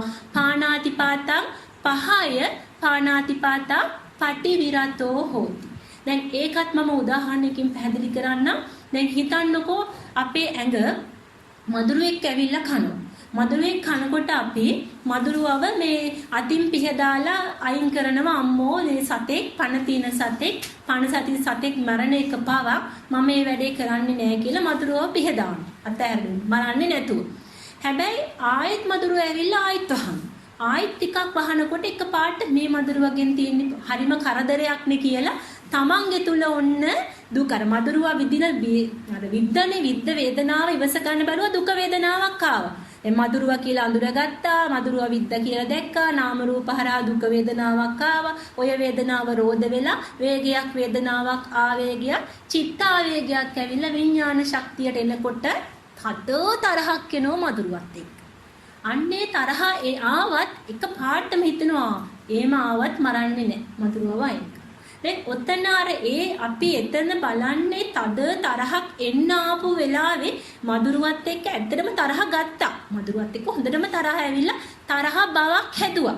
ඒ තරහ බවක් හදන එක අපි දැක්කනම් එතන ද්වේෂ බවක් ඇති වුණා කියන එක දැක්කනම් ඒ ද්වේෂ බව හැදුවේ මේ මම හිතාගෙන හිටියා මම හොඳට සැපට يعني සුවසේ ඉන්න ඕනේ මැසි මధుරයෙක්ගෙන්වත් මට කරදරයක් වෙන්න බෑ ඒක තමයි මගේ පිරිලෝකය ඒක තමයි මගේ ඉච්ඡ ලෝකේ ඉච්ඡට පටිච්ච වෙලා පටිච්චට අභිච්ච වෙලා නිච්ච කරගෙන නිච්ච සුඛාත් ලෝකයක් හදන් හිටියා නිච්ච නිච්ච වෙච්ච තැන අනිච්චං දුක්ඛං අනත්තං කියන්නේ අනිච්ච බව දුක්ඛ බව අනත්ත බව දැක්කේ නෑ නිච්ච නිච්ච වෙච්ච තැන දුක උරුම එනම් මේ දුක උරුම වෙන්නේ මේ මధుරවා කියන කෙනා ඒක අපි දැක්කනම් මේ ඇයි මගේ තුර මේ තරහ යන්න ආවේ මොකක්ද හේතුව මේ මමම නේද ලෝකේ පනව ගත්තේ කියන එකට අනිච්ච බව දුක්ඛ බව අනත්ත බව දැක්කනම් එතන අන්න එතන අනිච්ච දුක්ඛ අනත්ත ආන වෙලා අනිච්ච දුක්ඛ අනත්ත කියන එක පුබ්බංගම වෙලා නිච්ච සුඛාත්ත පාන වෙනවා අන්න එහෙම වුණොත් තමයි අර මෙතෙක් සසරේ මధుරවත් එක්ක තරහ ආරම් අනවරත සංසාරයේ හදාගෙන ආපු තරහ බව කියන ගතිය අර කෙලස් ගතිය කුණු ගතිය සැලෙන්න පටන් ගන්නවා. ඒ නිච්ච සුඛ අත්ත කියන සංඥාව ප්‍රහාණය වෙනකොට තමයි අර ද්වේෂ ගතිය කියන එකට අදාළ මහා මුල හෙලවිලා පොඩ්ඩක් හරි කුණු ටිකක් හැලිලා අයින් වෙලා යන්නේ. අනුපස්සනා වෙන්නේ. වෙන් කළා විපස්සනා වෙන්නේ. විපස්සනවා කියලා කියන්නේ නිච්ච බව, සුඛ බව, අත්ත බව අයින් වෙලා යනවා. ඒක අයින් වෙන්නේ අනිච්ච බව, දුක්ඛ බව, අනත්ත බව දැකීමෙන්මයි. හිතලා සජ්ජායනා කළා මෙනෙහි කළා නෙමෙයි අනිච්චයි දුක්ඛයි අනත්තයි කියන දැක්ම තුල ඒ දැක්ම පුබ්බංගම වෙච්ච තැනදී නිච්ච බව සුඛ බව අත්ත බව පාන වෙලා යන අන්න කුණු සැලෙන එතන තමයි පාණාතිපාතම් පහය වෙකනවා. නිච්ච සුඛාත්ත පහය වෙනවා. පාණාතිපාතම් පහය පාණාතිපාතා පටි විරතෝ හෝති. මෙච්චර කල් ඔය පටි වලින් තද වෙලා ගැට වෙලා පටි හදා ආපු ගමනේ පටි ටික වෙන් කරලා අයින් කරලා දාන්න පුළුවන් තැනට වෙනකන් අනිච්ච බව දුක්ඛ බව අනාත්ම බව දැකලා නිබ්බිදා විරාගා නිරෝධා පටිනිස්සග්ගා වෙච්ච කෙනෙකුට තමයි පාණාතිපාතා වේරමණී වලට වඩා එහා ගිය තැනකට ගියා වෙන්නේ. අන්න එහෙමනම් බුද්ධ ආනපාන සති සමාධි භාවනාව එතන ඒකේන පිහිටුනා වෙනවා. එයා තුල ආර්ය අෂ්ටාංගික මාර්ගයට වැටෙන්නේ සම්මා දිට්ඨිය පුබ්බංගම වෙන්නම ඕනි. දැන් ආර්ය අෂ්ටාංගික මාර්ගයේ පිහිටන්නේ නැහැ සම්මා දිට්ඨියටපත් නොවිච්ච කෙනෙක්.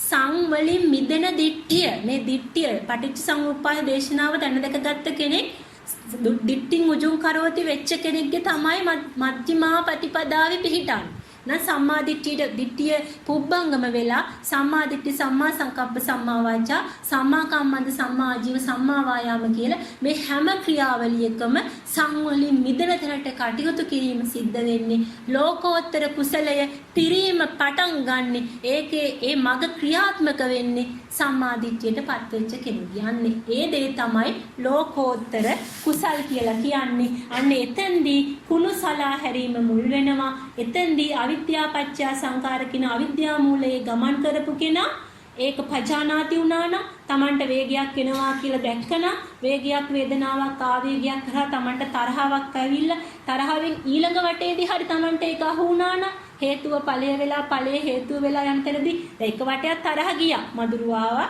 කෑවා එකපාරට ගහන්න ගියා තරහ වුණා තරහ බව හැදුනා හැදිලා ඊළඟ වෙලාවෙදී හරි ওই තරහව දිගින් දිගටම දිග්ගැසි යන තැන හරි හේතුඵල පරම්පරාවකට යන එක හරි නිරෝධ වෙනවා අනුපාද නිරෝධයක් සිද්ධ වෙනවා එතෙන්දි හරි පජානාති වුණා නම් Taman දකිනවා අනිච්ච බව දුක්ඛ බව අනාත්ම බව එතෙන්දි අර මధుරවත් එක්ක ආපු තරහ බවට හදාල යම් කිසි කොටසක් සමුදය වුණා ඒ ටිකත් ප්‍රහාණය වෙලා ඒ කොටසම අයින් වෙලා යනවා අනුපාද නිරෝධය තුල. එතකොට ඒ විදිහට බුද්ධ ආනාපානසති සමාධියේ පිහිටවීම තමයි ලෝකෝත්තර කුසල් කියලා කියන්නේ. එහෙනම් දැන් අපිට දැන් ලෞකික මෙතෙක් කල දැන් ඒ තමයි පින කුසලයේ කියන එක විග්‍රහය හේතුඵලයට පටිච්ච සමුප්පාද දේශනාවට බහා ගලපලා කරපු සාකච්ඡාව. ඊළඟට මම සූදානම් වෙනවා දැන් අපි අහලා තියෙනවනේ අපේ බුද්ධ ශාසනයේ ඉන්නවා ධර්මදර භික්ෂුයි විනයදර භික්ෂුයි කියලා කොටස් දෙකක්. ඇයි කොටස් දෙකක් ඉන්නේ? පින්වත් ඇත්තෝ කල්පනා කරාද එකම මගේ යන අපි ඇයි ධර්මදරයි විනයදරයි කියලා දෙකොටසක් වුණේ කියලා. දැන් අපි දන්නවා හේතුඵල දහමට බහා ගලපා ණය විනිට සසදා බලා කටයුතු කරන්නේ සම්මාදිට්ඨියටපත් වෙච්ච අරිය උත්තමේ. ඒ කෙනාගේ මිනුම් දණ්ඩ තමයි යෝ ධම්මෝ යෝ විනයෝ සෝබාසිතබ්බෝ. යෝ ධම්මෝ කියලා කිව්වේ හේතුඵල දහමට පටිච්ච සමුප්පාද ධර්මතාවයට බහා ගලපා කටයුතු කරන එක. යෝ විනයෝ කියලා කිව්වේ ණය විනයට බහා ගලපා කටයුතු කරන එක. එහෙනම් ඔය ණය විනය කියන එක බුද්ධ දේශනාවේ සඳහන් වෙන්නේ කොහොමද කියන එක ගැන යම් කිසි කරුණු කාරණා කිහිපයක් සාකච්ඡා කරන්න මම කල්පනා කරා සංයුත්ත නිකායේ මහා වග්ග පාළියේ තියෙන විනය සූත්‍ර කියලා සූත්‍රය. මේ සූත්‍රයේ තියෙනවා ඉද බික්ඛවේ බික්ඛු සම්මා දිට්ඨිම් භාවේති රාග විනය පරියෝසාන දෝෂ විනය පරියෝසාන මෝහ විනය පරියෝසාන. දැන් හොඳට බලන්න ඔතන වචන තුනක් තියෙනවා. රාග විනය පරියෝසාන, දෝෂ විනය පරියෝසාන, මෝහ විනය පරියෝසාන. එහෙනම් තිබුණේ රාග විනය, දේශ විනය, මෝහ විනය කියලා. ණය විනය කියලා කියන්නේ රාග විනය, දේශ විනය, මෝහ විනයම තමයි. වෙන ණය විනයක් නෙමෙයි රාග විනය, දේශ විනය, මෝහ විනයම තමයි ණය විනය කියන්නේ. එතකොට ඔතන තව වචනයක් තියෙන හොඳට කල්පනා කරන්න ඕනේ. ඉද බික්ඛවේ බික්ඛු සම්මා දිට්ඨින් භාවේති. අන්න සම්මා දිට්ඨිය භාවේති භාවිතා කරන සම්මාදිට්ඨියට පත්වෙච්ච කෙනෙක් තමයි රාග විනය පරියෝසානං, දෝෂ විනය පරියෝසානං, මෝහ විනය පරියෝසානං වෙන්නේ. එහෙනම් සම්මාදිට්ඨිය පත්වෙච්ච දිට්ඨින් උජුම් කරෝති වෙච්ච කෙනෙකුට තේරෙනවා තමන් ඇලෙන්න, ගැටෙන්න, මනින්න යන වෙලාවේදී හෝ ඇලිලා ගැටිලා මනිලා කටයුතු කරද්දී තමන්ට දැනෙනවා තමන් රාග බවක්, දේශ බවක්, මෝහ බවක් හදා ගන්නවා කියන්නේ. සරල වචනෙන් කිව්වොත් නපුරු බවක්, බුද්ධිමත් බවක්, ගුණවත් බවක්, ක්‍රෝධ බවක්, වෛර බවක් මොකක් හරි සංගතියක්. නම මොකක් හරි අර තැවෙන දැවෙන පිච්චෙන ස්වභාවයකින් හදාගන්න ඒ ගති ස්වභාවයට මූලික වෙනවා රාග, දේශ, මෝහ කියන ස්වභාවය. ඒ ස්වභාවය තුල රාග බවක්, දේශ බවක්, මෝහ බවක් හදාගත්තොත් අපි මේ පංචස්කන්ධය දැන් එතන තියෙන්නේ රූප, වේදනා, සංඥා, සංකාර, විඥාන කියන පංචස්කන්ධය පංච උපාදානස්කන්ධයක් බවට පත් කරගත්තා වෙන්නේ. ඒකම තමයි වේගයක්, වේදනාවක්, ආවේගයක්, චිත්තාවේගයක් ඇවිල්ලා විඥාන ශක්තියක් හදාගත්ත කියන්නේ. කොහොමරි කර්ම බීජයක් හදාගත්තා කියන තැන තමයි පංචස්කන්ධය පංච උපාදානස්කන්ධයක් කරගත්තා කියන්නේ.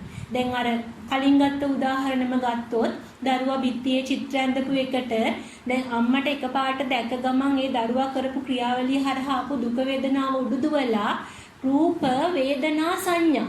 දැන් උතනත් බලන්න වේදනා සංඥා කියන සංඥාවෙන් තමයි අඳුනගත්තේ. ඒක හරහා දුක වේදනාවක් ආවේ. ඒ රූප කියන එක ආවේ ගති විදියට. දැන් තමන් ළඟ තීච්ච පිරිලෝකයේ මගේ තීච්ච පිරිලෝකයේ තියෙන බිත්ති කවුරුවත් පාට වලින් අඳින්න බෑ කියන එක. මගේ ගතිය ඒක. මම හැඩ ගැහිලා තියෙන ගතිය ඒක. ඒ ගති හරහා අර කෙනා කරපු ඒ දැන් අපිට චක්කුංච පටිච්ච රූපේච්ච වෙලා දැක්කනේ ළමයි දරුවා බිත්තිය අඳිනවා. ඒ රූප හරහා මේ ගති වලින් ඒ ගති තමයි අඳුරගත්තේ. දැන් රූපයක් කියලා කියන්නේ ගති පොදියක්. දැන් ඒ දරුවා කරපු ක්‍රියාවලිය හරහා ඒකට දුක වේදනාවක් ආවේ. ඒක හරහා ආපු වේදනාව දුක වේදනාවක් උනේ තමන්ගේ ගති වලට සාපේක්ෂව. ඒක රූපං කියන තැනට යද්දී අර ගති ක්‍රියාත්මක වීම, ගති වලට සාපේක්ෂව වේදනාවක් ඇතිවීමක් තමයි එතන වෙන්නේ.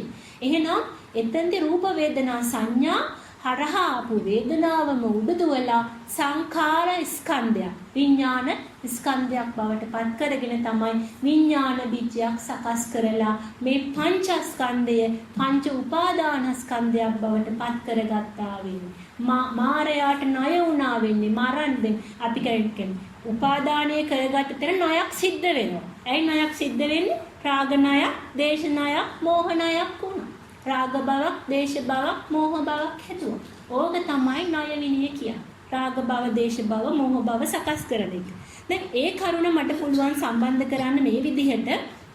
දැන් මම මෙතෙක් කතා කරන්නේ අකුසල් හා පව්කම් කියලා. දැන් අකුසල් පව්කම් කියන එක ක්‍රියාත්මක වෙන්නේ ලෝභය, දේශය, මොහය මුල් වෙනවා. අපි ලෝභයෙන්, දේශයෙන්, මොහේ දස දුෂ්චරිත, දස පාප ක්‍රියා කරනවා. එහෙම කරද්දී අපි දෙස් දෙවොල් තියනවා, අනවින කොඩවින කරනවා, අනුන්ගේ දේ කඩා වඩා ගන්නවා, බොරු කියනවා, සත්තු මරනවා.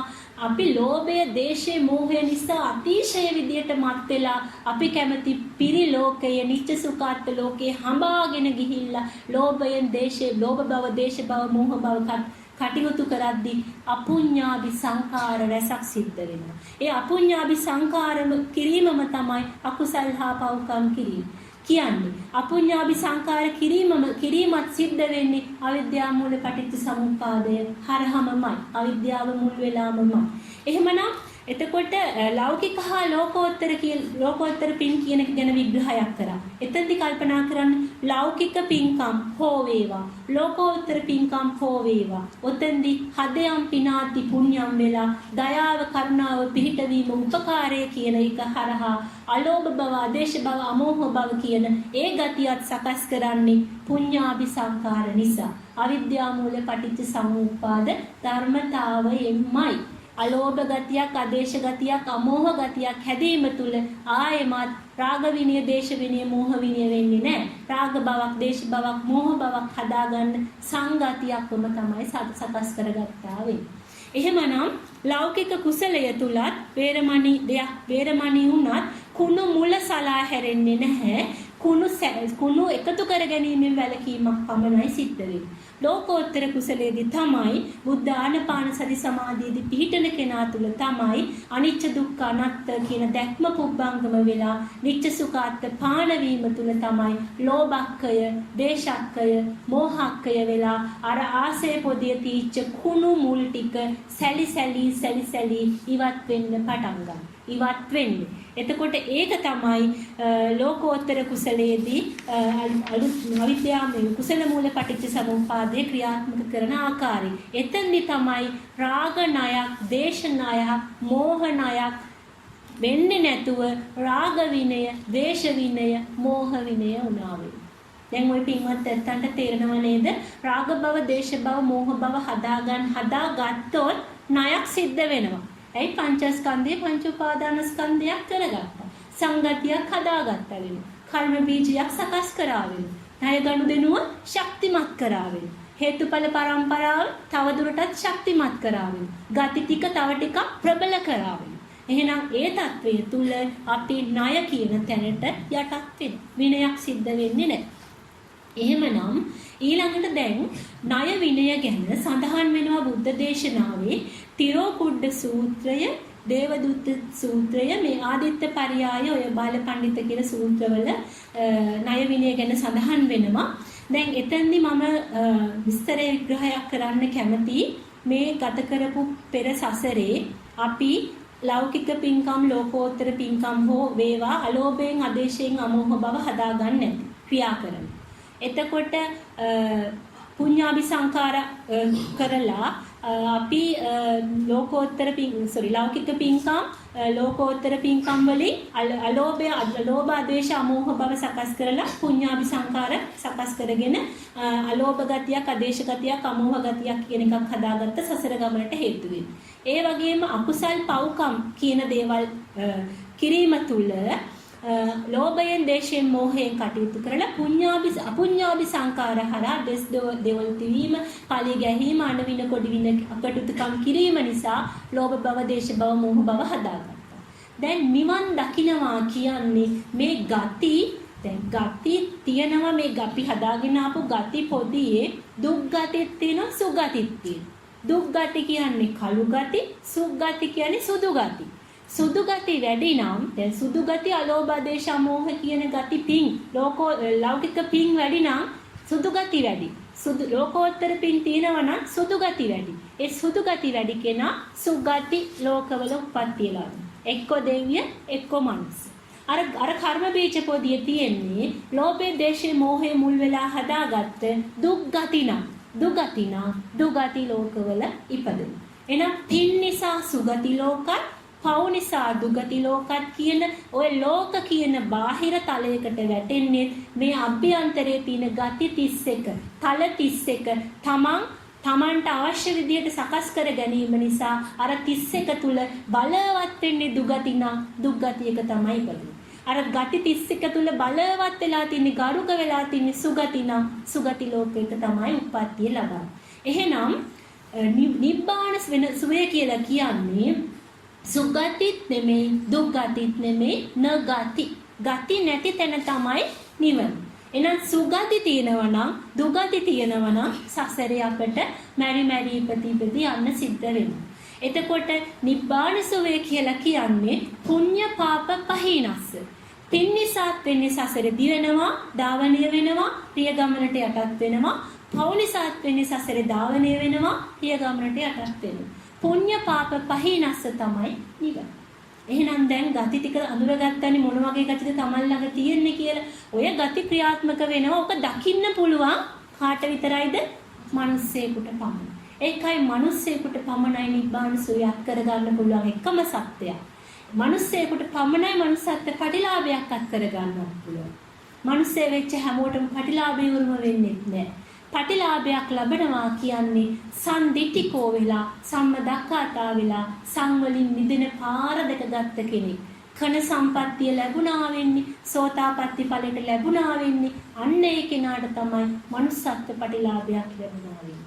එහෙනම් මනුස්සත්ව ප්‍රතිලාභයක් ලැබෙන එක, මිනිස්සෙක් වෙන එක දුර්ලභයි. මනුස්සත්ව ප්‍රතිලාභය ලැබෙන එක ඊටත් වඩා දුර්ලභයි.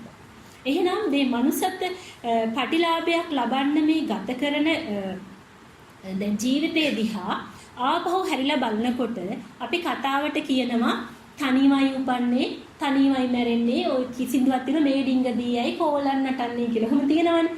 දැන් එතකොට තනිව ඉපදෙනවා කියලා අපි හිතනවා. මැරෙනකොටත් තනිව මැරෙනවා. ඔය පොඩි කාලේ මොන දේවල්ද මේ කරන්නේ කියලා හිතනවා. හැබැයි ඔය කතාව ටිකක් හිතලා බලන්න ඇත්තටම තනිවමද ඉපදුනේ ඇත්තටම තනිවමද මැරෙන්නේ කියලා. මේ සසර ගමන තනිව ආපු ගමනකුත් නෙමෙයි. ඉස්සරහට යනවනම් තනිව යන ගමනකුත් නෙමෙයි. තනිවයි ඉපදුනේ තනිවයි මැරෙන්නේ කියන එක සම්මතයේ අපි දකින කෝණයෙන් අපි හදාගත්ත කතාව. පරමාර්ථය තමයි ඇත්ත තිත්ත ඇත්ත තමයි තනිව නෙමෙයි ආවේ ඉස්සරහට යනවනම් යන්නේ තනිව නෙමෙයි. එහෙනම් කාත් එක්කද? කාත් එක්කද යන්නේ? දැන් ගති ටික නම් අරගෙන ආවා කියන එක පැහැදිලි වුණානේ. මේ ගති පොදියක් අරන් ආවා කියන එක පැහැදිලි වුණානේ. එහෙනම් මේ ගෙනාපු ගති පොදිය සකස් කරන්න හේතු වුණා අලෝභ දේශ අමෝහ ලෝභ දේශ මෝහ කියන ඔය ගති හදන්න නිමිති වෙච්ච අනවරත සංසාරයේ අපට මව්වරු වෙච්ච පියවරු වෙච්ච ගුරුවරු වෙච්ච සහෝදරයෝ වෙන උදව් උපකාර කරපු අපි පටලැවිලා රාගයෙන් දේශයෙන් මෝහයෙන් කටයුතු කරපු අය අනන්තයි අප්‍රමාණ. ඔය ගති පොදිය තනිවම නෙමෙයිනේ හදාගත්තේ. ගියා කලින් ආත්මවල අම්මත් එක්ක රණ්ඩු වෙලා තාත්තට බැනලා අල්ලපු ගෙදර මිනිස්සුත් එක්ක දෙස් දෙවොල් තියාගෙන රාග භව, දේශ භව, මෝහ භව හදාගත්තා. එහෙනම් මේ පෙර සසරේ අපෙත් එක්ක ආපු පියවරු, මව්වරු, සහෝදරියෝ ගණන අනන්තයි අප්‍රමාණ. බුද්ධ දේශනාවේ අනමතග්ගෝ සුත්තම් කියන එකේ තිනකට්ට සූත්‍රය කියන එකේ කියලා තියෙනවා බුදුහාමුදුරුවෝ මේ ජම්බුද්වීපය කියන වචනයත් ඒකේ තියෙනවා. මේ ජම්බුද්වීපයේ තියෙන ගස් තනකොළ මේ ඔක්කොම එකතු කරලා මහා ගොඩක් ගහලා ඒ තනපඳුරු අඟල් 4 පුංචි කෑලි වලට කපලා මේ මගේ අම්මා මේ අම්මගේ අම්මා මේ කලින් මගේ අම්මා මේ අම්මගේ අම්මා කියලා කියාගෙන ගියත් අර ගොඩ ඉතුරු වුණත් අම්මලා ගාන ඉතුරු වෙන්නේ කියලා නිම කරන්න බෑ කියලා. ඔය විදිහට පියවරු සහෝදරියෝ බීපු කිරි සතර මහා සාගරයට වඩා අනන්තයි, හෙළපු කඳුළු සතර මහා සාගරයට වඩා අනන්තයි කියලා තියෙනවා. එහෙනම් බලන්න අවිද්‍යාව නිසා අපි මොන තරම් සසර ගමනක් කරක් ගහලා ඇවිල්ලා තියෙනවද? ඔය සසර ගමනේ අපි අපට අම්මාවරු වෙච්ච තාත්තාවරු වෙච්ච ගුරුවරු වෙච්ච යාළුවෝ වෙච්ච අයත් එක්ක ගැටිලා කෝප වෙලා හදාගත්ත තරහ බව අර ගති පොදියේ තියෙනවා. ලෝභ භව, අදේශ භව, අමෝහ භව ඔය ගති පොදියේ තියෙනවා. මහා කල්ප 91 ගති ඔය ගති පොදියේ තියෙනවා. ඔය ගති ටික හදා ගන්න නිමිති වෙච්ච, මූලික වෙච්ච, තුඩු දුන්න සත්වයෝ පුද්ගලයෝ මේ මොහොතේ මේ විශ්වයේ කොතන හරි ප්‍රතිසන්දිය ලබලා ඉන්නේ. එහෙනම් ඒ අය එක්ක ඇලිලයි, ඒ අය එක්ක ගැටිලයි ඔය ගති ටික හදාගත්තේ. එදා මනෝ පුබ්බං ගමා ධම්මා මනෝ සෙට්ටා මනෝමයා වෙලා මනසම මුල් කරගෙනයි තරහ බව ගත්තේ. මනසම මුල් වෙලයි දෙස් දෙවල් තිබ්බේ. මනසම මුල් වෙලයි රාගයෙන් ආදරයෙන් ඇලුනේ බැඳුනේ. එහෙනම් ඔය හදාගත්ත ගති ටිකට හේතු වෙලා ඒ වගේම අපි පින්කම් කරා. පින්කම් කරනකොට මේ දේවල් අපි දීමෙන් අපටත් මේ දේවල් ලැබේවා කියලා නැවත ලාභ කීර්ති ප්‍රශංසා ඒ අයගෙන් බලාපොරොත්තු වෙනවා. අපි දෙමව්පියෝ උලා හිටියනම් දරුවන්ට යුතුයකම් වගකීම් කරලා දරුවෝ මට සලකාවි දරුවෝ මේ දේවල් කරાવી කියලා අපි යුතුයකම් කරන අතර නැවත බලාපොරොත්තුවක් ඇති කරගත්තා. එහෙනම් දැන් ඒ දරුවා දැන් ඒ අම්මා කොතන හරි ඉන්න වැතිනේ දැන් ඔය එදා මේ බලාපොරොත්තු වෙච්ච දේ නැවත ලබා ගන්න. එයා මේ මොහොතේ කොතන හෝ ඉන්නවා. එහෙනම් හොඳට කල්පනා කරන්න ණය විනය කියන තැනට මම ලොකු විස්තර විග්‍රහයක් කරන්නයි මේ උත්සාහය. දැන් ඔය ගති පොදිය කියන එක සකස් කරන්න සම්බාහිරෙන් සම්බන්ධ වෙච්ච සත්වයෝ පුද්ගලයෝ ගාන අනන්තයි අප්‍රමාණ. ඒ අය මේ විශ්වයේ මේ මොහොතේ කොතන හෝ ඉන්නවා. දැන් අපි හදනවා මේ ගති ටික නැගති කරලා නිබ්බාන ගමනක් යන්න. දැන් යන්න පුළුවන්ද? නිබ්බාන ගමනක් යන්න හදනවා මේ ආසවක් කය කරන ගමනක් යන්න. මේ ආසව පොදිය, ගති පොදිය කය කරලා සමූල ඝාතනය කරලා ඒ සම්මුල ගහලා බිඳලා සමුත්තේජේති කළ සම්පහන්සේසි කරන්නයි මේ ගමන යන්න හදන්නේ. දැන් මේකට උරුමකම් කියන්න මේක හදාගන්න උදව් කරපු සහසම්බන්ධ වෙච්ච අය ඉන්නවා අනන්තයි අප්‍රමාණයි. ඒ අයගේ බලාපොරොත්තු තියෙනවා. ඒ අයට අපි ණයයි. ඒගොල්ලෝ අපිට පෙර ආත්මේ තමන් කවල පොවල හදලා වඩපු දෙමව්පියෝ ඉන්න දැන් പ്രേත ලෝකේ, භූත ලෝකේ. ඒගොල්ලන්ට අපි ණයයි. එහෙනම් ඒ යොතුකම වගකීම ඉෂ්ට සිද්ධ කරන්නේ නැතුව මේ ගමන යන්න බෑ. එහෙනම් ඔතන ණය විනය කියන එකේ මේ ගතිවලටයි සම්බන්ධය තියෙන්නේ. එහෙනම් අපි මේ ආපු සසර තනිව මම ඒකනේ කිව්වේ මේ ආපු ගමන තනිව ආවේ නෑ කියලා. ඉස්සරහට යනවනම් තනිව යන්නෙත් නෑ. ආයෙත් ඔය ණය ගෙවන්නමයි ආයි ඉපදෙන්නේ. එක ණයක් ගෙවනකොට තව ණය 10ක් 15ක් ඇති කරගන්න. එහෙනම් තනිව නෙවෙයි ආවෙත් සසර ගමන ඉස්සරහට යනවනම් යන්නෙත් තනිව නෙවෙයි. එහෙනම් මේ අනන්ත සසරේ මුණ ගැහිච්ච මේ සත්වයෝ පුද්ගලයෝ නිමිති කරගෙන හදාගත්ත කර්ම බීජ පොදිය තව තවත් සකස් කරන්න හේතු වෙන අයමමයි අපට ඉදිරියේදී නැවත මුණ ගැහෙන්නේ. එහෙනම් කල්පනා කරන්න මේ ඇයි තමන්ගේ අම්මා ළඟටම දරුවෙක් වෙලා ආවේ? ඇයි අපට අපේ දරුවා අපේ කුසටම ආවේ? ඇයි මට මේ යාළුවම හම්බ වුනේ? ඇයි මම මේ ඔෆිස් දැන් මම වැඩ කරන කාර්යාලයේ මේ අයම මට බනින්නේ? ඇයි අපේ ගෙදර වටේට මේ වගේම අසල්වැසියෝ හම්බ වුනේ? මේ පිරිස මේ සසරේ කොතන හෝ හම්බ වෙලා ණය ගන්න දෙනුවක් තියෙන අයම තමයි ඔය පවුලක් විදියට කාණ්ඩයක් විදියට ඔය එක වහලක් යට ජීවත් වෙන්නේ. පෙර සසරේත් හම්බ වෙච්ච අය, මුණ ගැහිච්ච අය, ණය තියන අය. ඒකයි ඒ මව් කුසටම ආවේ. ඒකයි ඒ මව් කුසටම ඔක්කාන්ති වෙලා අම්මයි තාත්තයි වෙලා කවල පොවල නායවල හදලා වඩලා මේ උස්මහත් කරන්න සිද්ධ වුනේ. එහෙනම් මෙතන තියෙන මේ සංසාර සම්බන්ධතාවයේ තේරුම් ගත්තහම තේරෙනවා එතන මහා ලොකු ණය කන්දක් ගෙවන්න තියෙනවා කියන එක. එහෙමනම් මේකෙදී අපි මිනිස්සෙක් වෙච්ච කෙනෙකුට විතරයි මනස පාවිච්චි කළා සම්මප්‍රයෝග උපකර්ම ප්‍රතිකර්ම මගින් මේ ආසවක්කය කරන ගමනට තියෙන බාධාව ඉවත් කරගන්න පුළුවන් වෙන්නේ. ආසවක්කය කරන ගමනට තියෙන බාධාව තමයි මේ නූල් වලින් වගේ ඇදලා ඉන්නවා අර පෙර සසරේ අය බලාපොරොත්තු තියාගෙන පින් අරගන්න. තව මේ જાතියේ දරුවෝ වෙලා ඉන්න යුතුයකම් වගකීම් නාවල කවල පොවල කරන්න. එහෙනම් තව ගොඩක් ණය කන්දක් තියෙනවා. ඒ ණය ටික, ඒ බාහිර තියෙන ණය ටික තියෙද්දි අභ්‍යන්තරයේ තියෙන මේ ආසව පොදිය, රාග ණය, දේශ ණය, මෝහ ණය හරහා ආසවක්කය කරලා මුලිනුපට දාලා සම්මුල ගලවලා මේ සසර ගමන කෙලවර කරන්න බෑ. එහෙමනම් හේතුව අපි කරුණු හතර ගැන විස්තර විග්‍රහයක් කරනවා නම් පළවෙනි කරුණේ තියෙන සමාව ගන්න එක. දැන් සමාව ගන්නවා කියන එකත් ගන්නම් වාලේ සමාව ගන්නවා කියන එක තමයි සම්මතය අපි කරන්නේ. කවුරු හරි අපිට වැරද්දක් කරාම සමාව වෙන්න කියනවා. හැබැයි ලෝකෝත්තර ගමනක් යන කෙනෙක් ඔය සමාව හෙවත් මේ කමාව ගැනීම තුල ඊට වඩා දෙයක් දකිනවා. ඒ තමයි මේ සසර ගමනට හේතුව තමන්මමයි සකස් කරගත්තේ. දැන් තමන්මම හදාගත්ත පිරියාපිරි ලෝකය නිසා ඇලිලා ගැටිලා මන කටයුතු කිරීමෙන් තමයි මේ රාග ගති, දේශ ගති, මෝහ ගති හදාගත්තේ. එහෙනම් මේ හේතුව තමන්මමයි හදන්නේ කියන එක අවබෝධයක් එන්න නම් සම්මා දිට්ඨියටපත් වෙන්න ඕනේ. සම්ම දක්ඛාතාවත් වෙන්න ඕනේ. සම්ම දක්ඛාතා වෙච්ච කෙනෙක් දකිනවා සසන ගමනට හේතුව හදන්නේ තමන්මමයි කියන එක. තමන්ගේම ගති, තමන්ගේම පිරියාපිරි ලෝකය, මේ අවිද්‍යාව කියන අඳුරම තමයි සසර ගමනට හේතුව කියන්නේ. ඒක දැක්ක කෙනා දැන් මෙතෙක් අපි කරේ අපට බනින අපට මේ අසාධාරණකම් කරන මුළු ලෝකෙටම ඇඟිල්ල දික් කර රටේ දේශපාලඥයාට ගෙදර ඉන්න මහත්තයාට නෝන බය, නෝනට මහත්තයා බනිනවා, අල්ලපු ගෙදර අයට බනිනවා, ඔෆිස් එකේ ඉන්න අයට බනිනවා. ඇයි? ඔක්කොටම බනින්නේ ඇයි? ඇඟිල්ල බාහිරයට දික්කුනේ හේතුව Taman සකස් කරනවා කියන එක Taman දැක්කේ නැති නිසා. ඒ අයගේ නෙමෙයි වරද තියෙන්නේ. පිරියාපිරි ලෝකේ හදාගත්තේ Tamanනේ. Taman හදාගත්ත පිරියාපිරි ලෝකයට සාපේක්ෂවයි Taman ඉච්ඡට පටිච්ච වෙලා නිච්ච කරගෙන මේ නිච්ච සුඛාත් ලෝකේ හදාගෙන මේ දැවිල්ල පිච්චිල රත්තිල්ල මත්තිල්ල උරුම කරගන්නේ තමන්මම. ඒ උරුම කරගන්න එකට ලෝකයාටයි අපි දෙස් දෙවොල් තිබ්බේ. ලෝකයාටයි ඇඟිල්ල දික් කරේ. එහෙනම් පටිච්ච සමුප්පාද දේශනාවක් අහපු කෙනෙක් දකිනවා මේ සංමුල සංකීන ගතියට හේතුව තමන්මයි හදන්නේ කියලා. ඒක දැක්ක කෙනාගේ නිසීදති පල්ලංකම් ආභූචිත්වාය.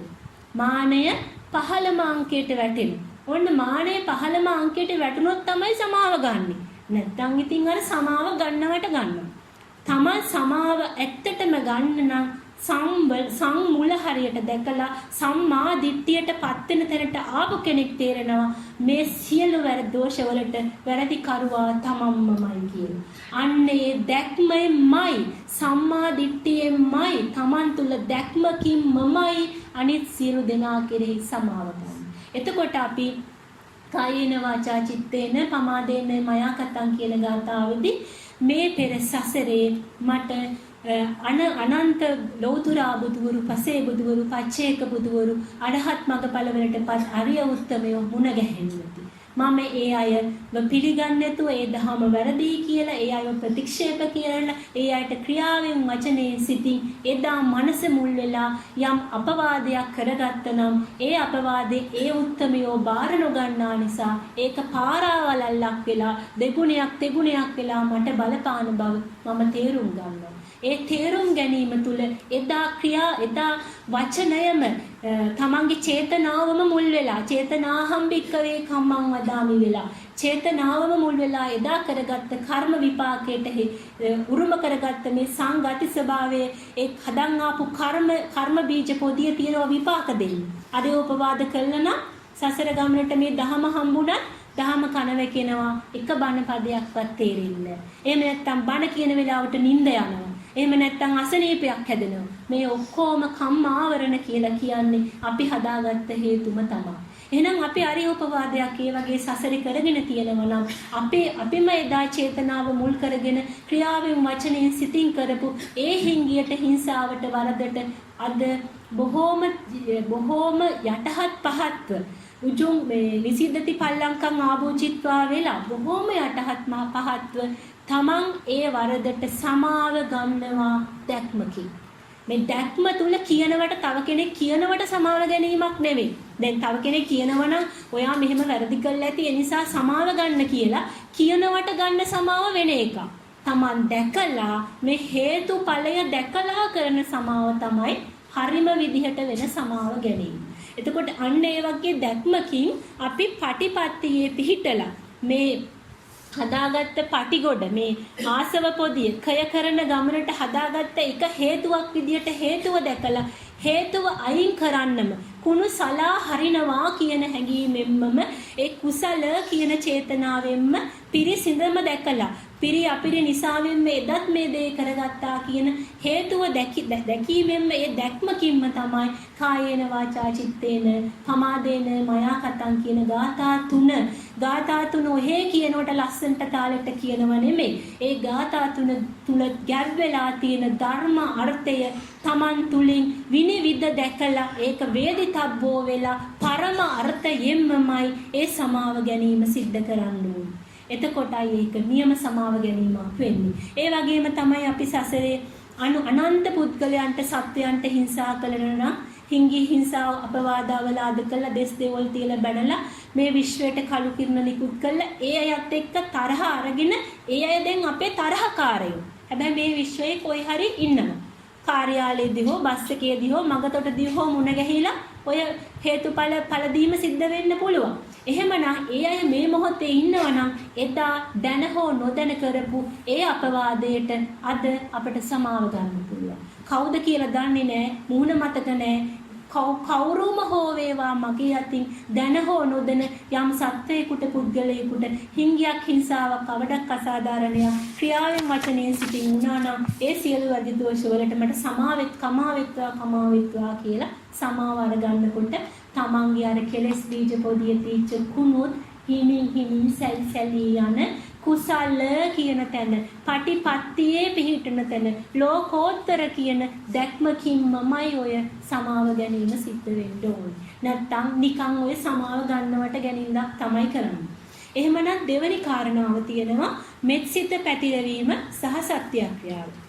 එතෙන්දිත් බලන්න මෙත්සිතක් පතුරවන්න පුළුවන්ද සම්මදක්කාතා වෙන්නේ නැතුව මේ තමන් හදනවා කියන එක දකින්න නැතුව මේ සම්මුල මේ සසල ගමනට හේතුව අවිද්‍යාව බව පිරියාපිරි ලෝකයේ බව තමන්ම හදාගන්න හේතුවක් බව තමන්ම දැක්කොත් තමයි අනිත් කෙනාත් මට බනින්නේ. අනිත් කෙනාත් මට දෙස් දෙවොල් තියන්නේ.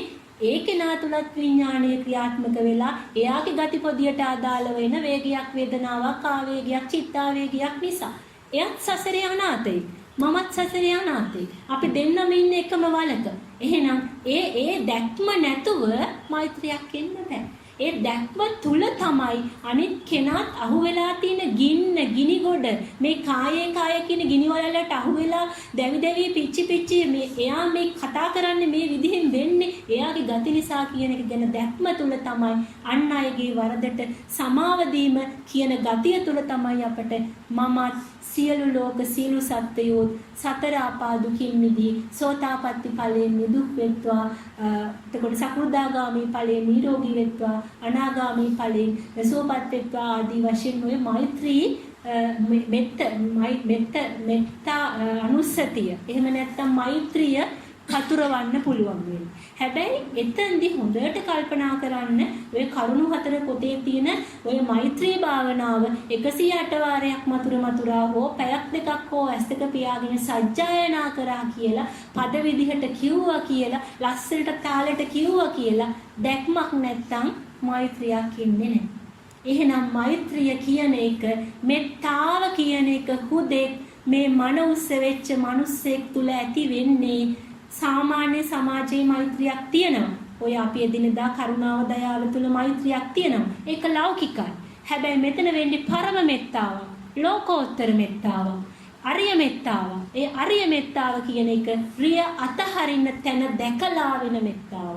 රිය අතහරින මග දැකලා කරන මෙත්තාවක් තමයි අරිය මෙත්තාවක් වෙන්නේ. අරිය මෙත්තාව පූර්ණ වෙන්නේ අරහත් ඵලයේදී. හැබැයි මේ මාර්ගයට පිවිසිච්ච කෙනෙක් තුල යම් මට්ටමකට අරිය මෙත්තාව වැඩෙනවා, පිහිටනවා. දැක්මක් තුල තමයි මේ මෙත්තාව සිද්ධ වෙන්නේ. එතකොට තමයි අපට අපේ සසර ගමනට මුල් වෙලා තියෙන කරු නැති කරගන්න කරුණාවත් අන් අයගේ සසර ගමනට හේතු වෙලා තියෙන කරු නැති කරගන්න කරුණා කියන ගුණය ඇති වෙනවා. කරුයි නැති කරන්නේ. දැන් ඉස්සරත් කරුණාවක් තිබ්බා. ඒ කරුණාව කරු නැති කරන කරුණාවක් නෙමෙයි. දැන් ඇති වෙන්නේ අනිත් කෙනත් මේ සසරට ගැටේට අහු වෙලා කරු ගහගෙන ඉන්නේ. ඒ කරු නැති කරගන්න ඒ කෙනත් මේ සසර දුකින් මේ සංසාර පැවැත්මෙන් මේකෙන් මිදී නිදහස් වේවා කියන hen අපරිමිත උත්තරීතර දැක්මකින්මයි ඒ මෛත්‍රිය කියන එක සිද්ධ වෙන්නේ. එහෙම සිද්ධ වෙනකොට සියලු සතුන්ට යහපතක් වෙනවා තමන් මෛත්‍රිය පැතිරවීම තුළ තමන්ගේ චිත්ත සංතානයේ කර්මජ කෝෂයේ තැන්පත් වෙලා තියෙන කුණු සලා හැරීමකුත් සිද්ධ වෙනවා. ඒ කුණු සලා හැරීම නිසා මේ ලෝකෝත්තර ගමනට මේ ධම්මානුධම්ම පටිපදාවෙහි පිහිටන්න ඒක උපකාරයක් වෙනවා. ඒ වගේම තමන් මෙතෙක් සසරේ දෙස් දෙවොල් තියලා තරහ අරගෙන විශ්වයට විෂ කිරණ නිකුත් කරලා තියනවා. අද මෙත් පැතිරවීම තුළ අර එදා කරපු විෂ කිරණ පැතිරවීමෙන් මේ පරිසරයට කරපු අසාධාරණ කමින් අද මිදී නිදහස් වෙන්න පුළුවන්. එදා විෂ කිරණ නිකුත් කළා පරිසරයට මහා කළු කිරණ ගොඩක් නිකුත් කළා මේ කරපු අපවාදයේ මිදී නිදහස් වෙන්න පුළුවන්. අද මහා මෛත්‍රියකින් සුදු කිරණ ශක්තියක් ලෝකයට පතුරවලා මේ විශ්වයට මුදා හැරලා. එහෙමනම් ඒ වගේම මේ අපේ ඒ වෙලාවේදී හද මහා ලොකුවට කියන්නේ හද චිත්ත ප්‍රසාදයක් ඇති වෙලා හද පිනා ගිහිල්ලා හද සුදු කිරණ ශක්තියක් ජනිත වෙනවා. ඒ සුදු කිරණ ශක්තිය අපි කෙනෙකුට පින් අනුමෝදන් කරනවටත් වඩා බුද්ධ ප්‍රමුඛ මහා සංඝයාට මහා දාන 1000ක් දෙනවාට වඩා අසීමිතයි, අප්‍රමාණයි, අනන්තයි ඒකේ පින බලය. එහෙනම් මේ පින් කියන එක උපදවා ගන්න ලක්ෂ ගණන් වියදම් කළ චෛත්‍ය හදන්න මහා ලොකු පළතුරු පූජා ආදී මහා මේ දානමාන දෙන්න Tamanට වත්කමක් තියෙන්න ඕනේ නෑ. පින කියන එකට මුල් වෙන්නේ චේතනාවයි සිතයි. චේතනා හම්බික්කවේ කම්මං වදාමි. එහෙනම් පුණ්‍ය කම්මයක් වුණත් කරන්න පුළුවන් වෙන්නේ චේතනාව මුල් වෙලා. හැබැයි මේ කම්මය අලෝභය, ආදේශය, අමෝහයට එහා ගිය කුසලයකට හරව ගන්නවා, කුණුසලා හැරීමකට පෙරලා ගන්නවා. සම්මුල දැක්ක කෙනා, සම්මාදිට්ඨියට පත් වෙච්ච කෙනා පින කුසලයක් බවට පත් කරගෙන අර මෙත්තාවෙන් ජනිත වෙච්ච සියලුම පින් අනුමෝදන් කරනවා. එතෙන්දී මෙත්තාවක් කියලා කියන්නේ මම මගේ මට මේ අයට යහපතක් වේවා කියන එකට වඩා එහා ගියපු සියලු සත්වයන්ටම මේ අප්‍රමාණ වූ නිබ්බාන බාන් තුනෙන් මිදෙන සුවය අත්වේවා කියන පරම මෙත්තාවෙන් ජනිත කරගත්ත ඒ කුසලය, ඒ පිනේ බලය තමයි කිරණ විදිහට අපි අනුමෝදන් කරන්නේ අර අනවරත සංසාරේ අපට ණය තියෙන අයට. ඒ අය මේ විශ්වයේ මේ මොහොතේ මොන හෝ තලයක ඉන්නවා. දෙවිය වෙන්න පුළුවන්, බ්‍රහ්ම වෙන්න පුළුවන්, සතර අපාය වෙන්න පුළුවන්, අපි අතර ඉන්න මිනිස්සයොම් වෙන්න පුළුවන්. හැබැයි අපි දෙන ඒ පින් ගන්න පුළුවන් වෙන්නේ අපායක ඉපදිලා තින කෙනෙකුට මේ මොහොතේ දෙන මේ පින් ගන්න බෑ. මේ මොහොතේ මිනිස්සෙක් කළා නම් ඒ කෙනා ඉපදිලා තින්නේ අපි පින් දුන්නට එයාට ඒ පින් ගන්නත් බෑ. ඒ වගේම දිව්‍ය තලයක ඉපදිලා ඉන්න අයට පුළුවන් බ්‍රහ්ම, പ്രേත, භූත, පරදත්තූප ජීවී ආදීන්ට පමණයි පින අනුමෝදන් කරගන්න පුළුවන්. ඒකයි පින් දෙන එකේ වචන 4ක් තියෙන්නේ. පින් අනුමෝදන් කරනවා කියන්නේ පින අනු වර්තමාන මොහොතේම මෝදන් කරනවා. මේ මොහොතේම පින් අනුමෝදන් කරනවා. එහෙනම් පින් අනුමෝදන් කරනකොට ඒ මොහොතේම ඒ සුදු කිරණ ශක්තිය ගන්න පුළුවන් තලයක උප්පත්තිය ලැබලා ඉන්න අයට ඒ මොහොතේම පිනත් වෙනවා. ඊළඟට පින් අනුමෝදන් කරනවා කියන එකයි පින් පතුරවනවා කියන එක තව දෙයක්. අපි සියලු දෙනා වෙනුවෙන් සමසේ පින් පතුරවනවා. ඒ පින් පැතිරේ වුණාට පස්සේ ඒ පින් ගන්න පුළුවන් අය හෝ වේවා, බැරි අය හෝ වේවා ඕන කෙනෙකුට ඒ පින අයිති උරුම. ඒ වගේම අපි විශේෂයක් කරලා තව අය කෙරේ පින් පිහිටවනවා.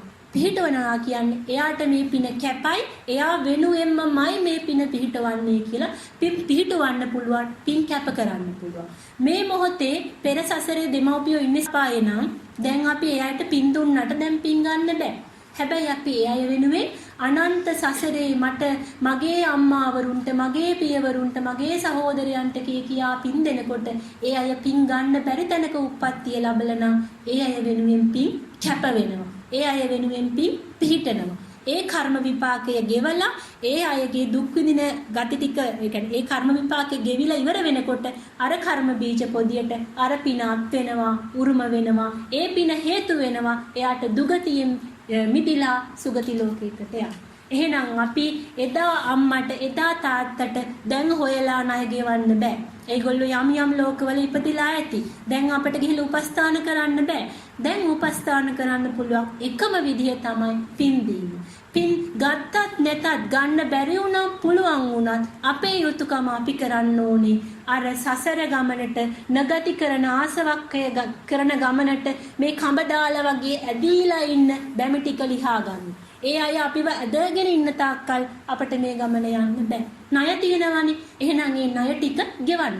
ඒ ණය ටික ගෙවන්න සසරේ ඔය උදව් උපකාර කර සියලුම සත්වයන්ට අසීමිත වූ ඥාති පිරිසට ඥාති උතුකමක් ඉටු කිරීමක් විදිහට පින් අනුමෝදන් කරන්න පුළුවන්, පින් පතුරවන්න පුළුවන්, පින් කැප කරලා පින් පිහිටුවලා පින් දීම තමයි මිනිස්සෙක් වෙච්ච අපට කරන්න පුළුවන් පරම යුතුයකම. මේ විදිහට පින් දෙනකොට පින් දීම නිසා අප තුළ කරුණු 4ක් සිද්ධ වෙනවා. එකක් තමයි අපිට පුළුවන් වෙනවා අපේ පෙර සසරේ ගත්ත ණය ගනුදෙනු වලින් මිදී නිදහස් වෙන්න. අපිට ඒ අය කරපු යම් යම් උපකාරවලට හිලව්වක් විදිහට ඥාති උතුකමක් ඉටු කර විදිහට පින් වලින් පුළුවන් වෙනවා ඒ ණය ගනුදෙනුව මිදෙන්න. එහෙනම් එකක් තමයි ණය ගනුදෙනුවෙන් මිදී නිදහස් වීමට උපකාර වෙන්නේ. ඒකයි අර ගාථාවේ තියෙන්නේ එත්තාව තාච අම්මේහ සම්බදම් පුඤ්ඤ සම්පදම්. සම්බදම් කිව්වේයි සම්බන්ධතාවයයි ගහලා බිඳලා ඉවත් කරා. අන්න සම්බදම් කියන වචනේ ලොකු තේරුමක් තියෙනවා.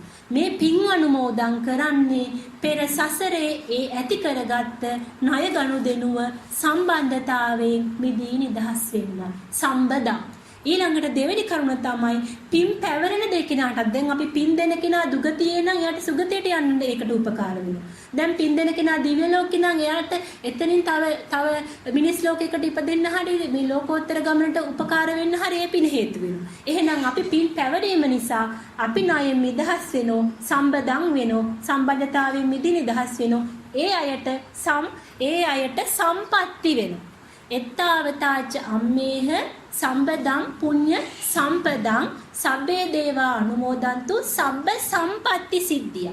අන්න සබ්බ සම්පත්තිය, සියලු සම්පත්තිය, සියලු යහපත දුගතියට සුගති ලෝකෙට එන්නත්, සුගතියේ ඉපදිච්ච අයට ධම්මානුධම්ම ප්‍රතිපදාවට ගමන් කරන්නත් ඒ පින් හේතු වෙනවා. ඒකයි සම්පatti කියලා කිව්වේ. එතකොට ඊළඟ කාරණාව තමයි අපේ පින් පැවරීම නිසා මේ ආකාරයෙන් පිනක් උත්පාදනය කරා පෙර වගේ ඒක ලෞකික පින්කමක් කරගත්තේ නැහැ, ලෝකෝත්තර පින්කමක් කරගත්තේ නැහැ. අලෝභ බව, ආදේශ බව, අමෝහ බවක් හදාගන්න, ගති හදාගන්න සංගති ගමනින් මිදී නිදහස් වෙලා එතන ලෝභක්කය, දේශක්කය, මෝහක්කය වෙන අර උපදවාගත්තු පිනත් අපි චාගෝ පටිනිස්සග්ගෝ මුත්‍ති අනාලයෝ අශේෂ විරාග නිරෝධෝ කියලා ශේෂයක්වත් ඉතුරු කරගන්න නැතුව තමන් කිසිම ලාභ කීර්ති ප්‍රශංසා කිසි දෙයක් බලාපොරොත්තුවක් නැතුව ඒ උපදවාගත්ත පිනත් ඒ සියලු දෙනා කෙරෙහි අනුමෝදන් කරනවා.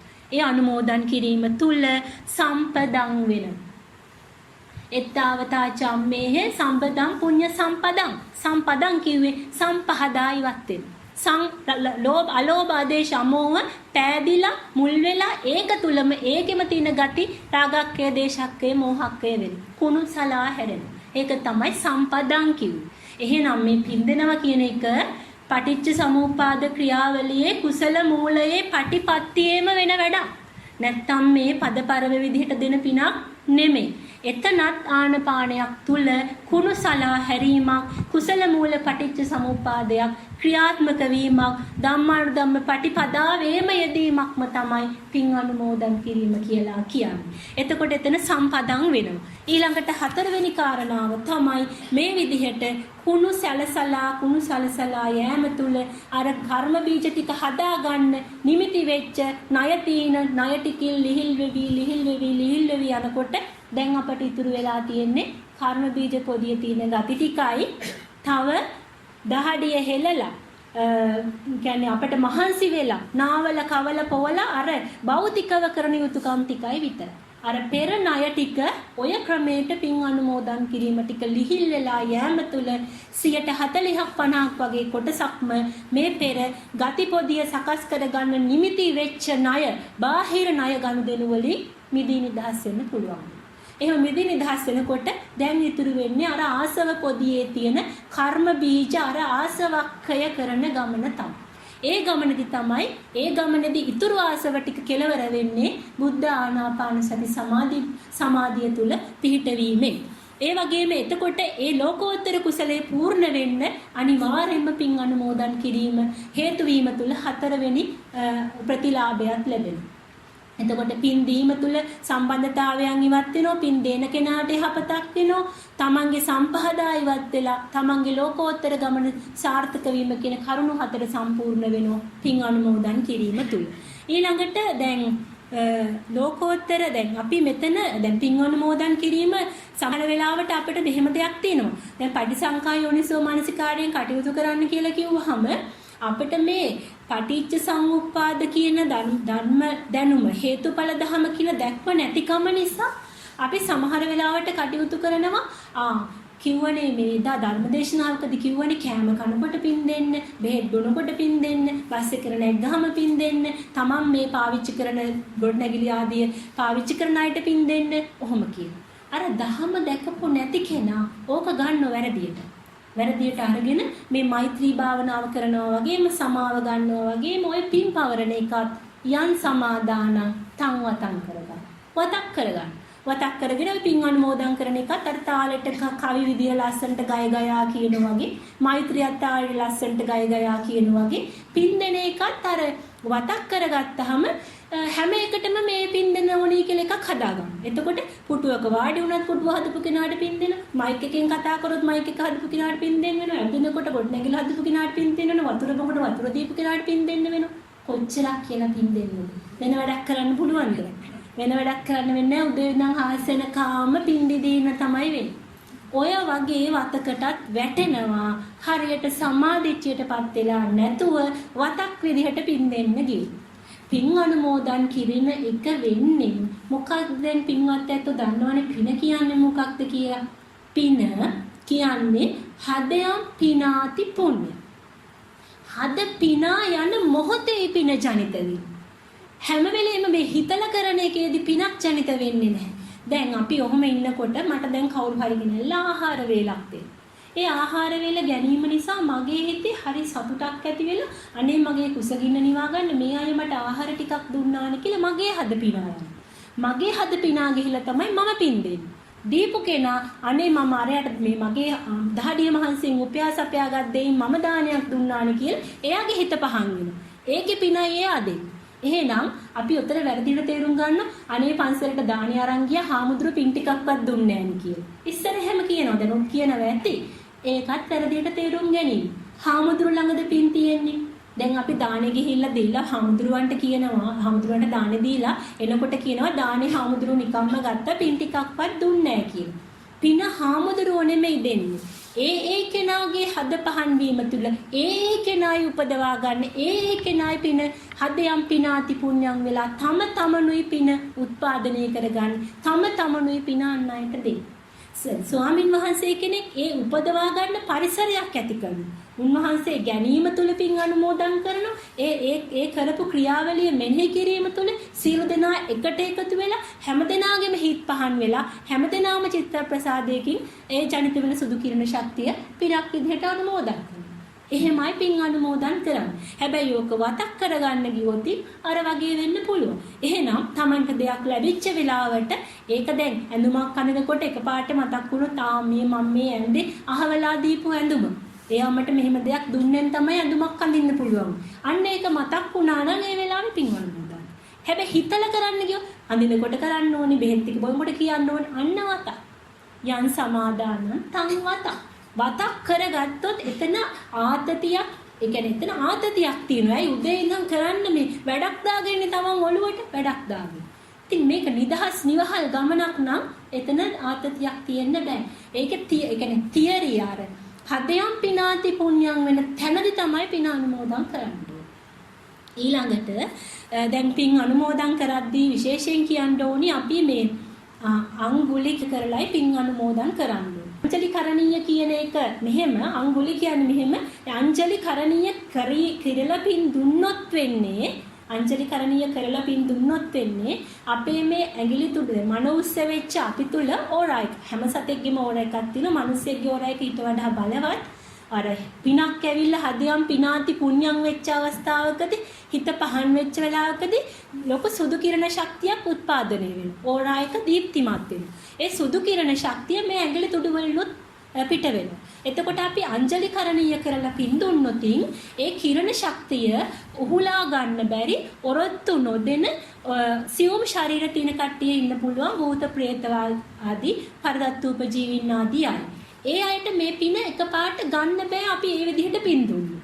ඒ නිසා ඒ අය කෙරෙහි අනුකම්පාවෙන් පින් දෙද්දී අංජලි කරණීය කරන්නේ නැතුව අර අත වකුටු කරලා මේ විදිහට තියාගෙන තමයි පින් දීම කරන්නත් ඕන. ඒ වගේම දැන් අපි හිතන්නකෝ මියගිය ඥාතියෙකුට පින් දෙන්න මොනවා හරි පින්කමක් කරා කියලා. ඒ පින්කම කරද්දිත් විශේෂයෙන් මතක තියාගන්න ඕනේ එකපාරටම පින දැන් වුණ හිත පහන් වෙලා පින් දෙද්දිම ඒ මියගිය ඥාතියාම මතක් කරලා පළමුවටම පින් දීම නුසුදුසුයි.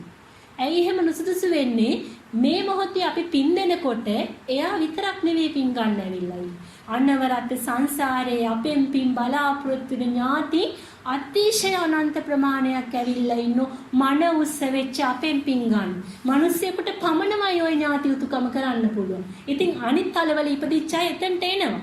එහෙමනම් අපි ඒ අය සිහිපත් නොකර පළමුව වෙන කෙනෙකුට පින් දෙන්න ගියොත් ඒ අයත් ප්‍රත්‍යක්ෂ අය.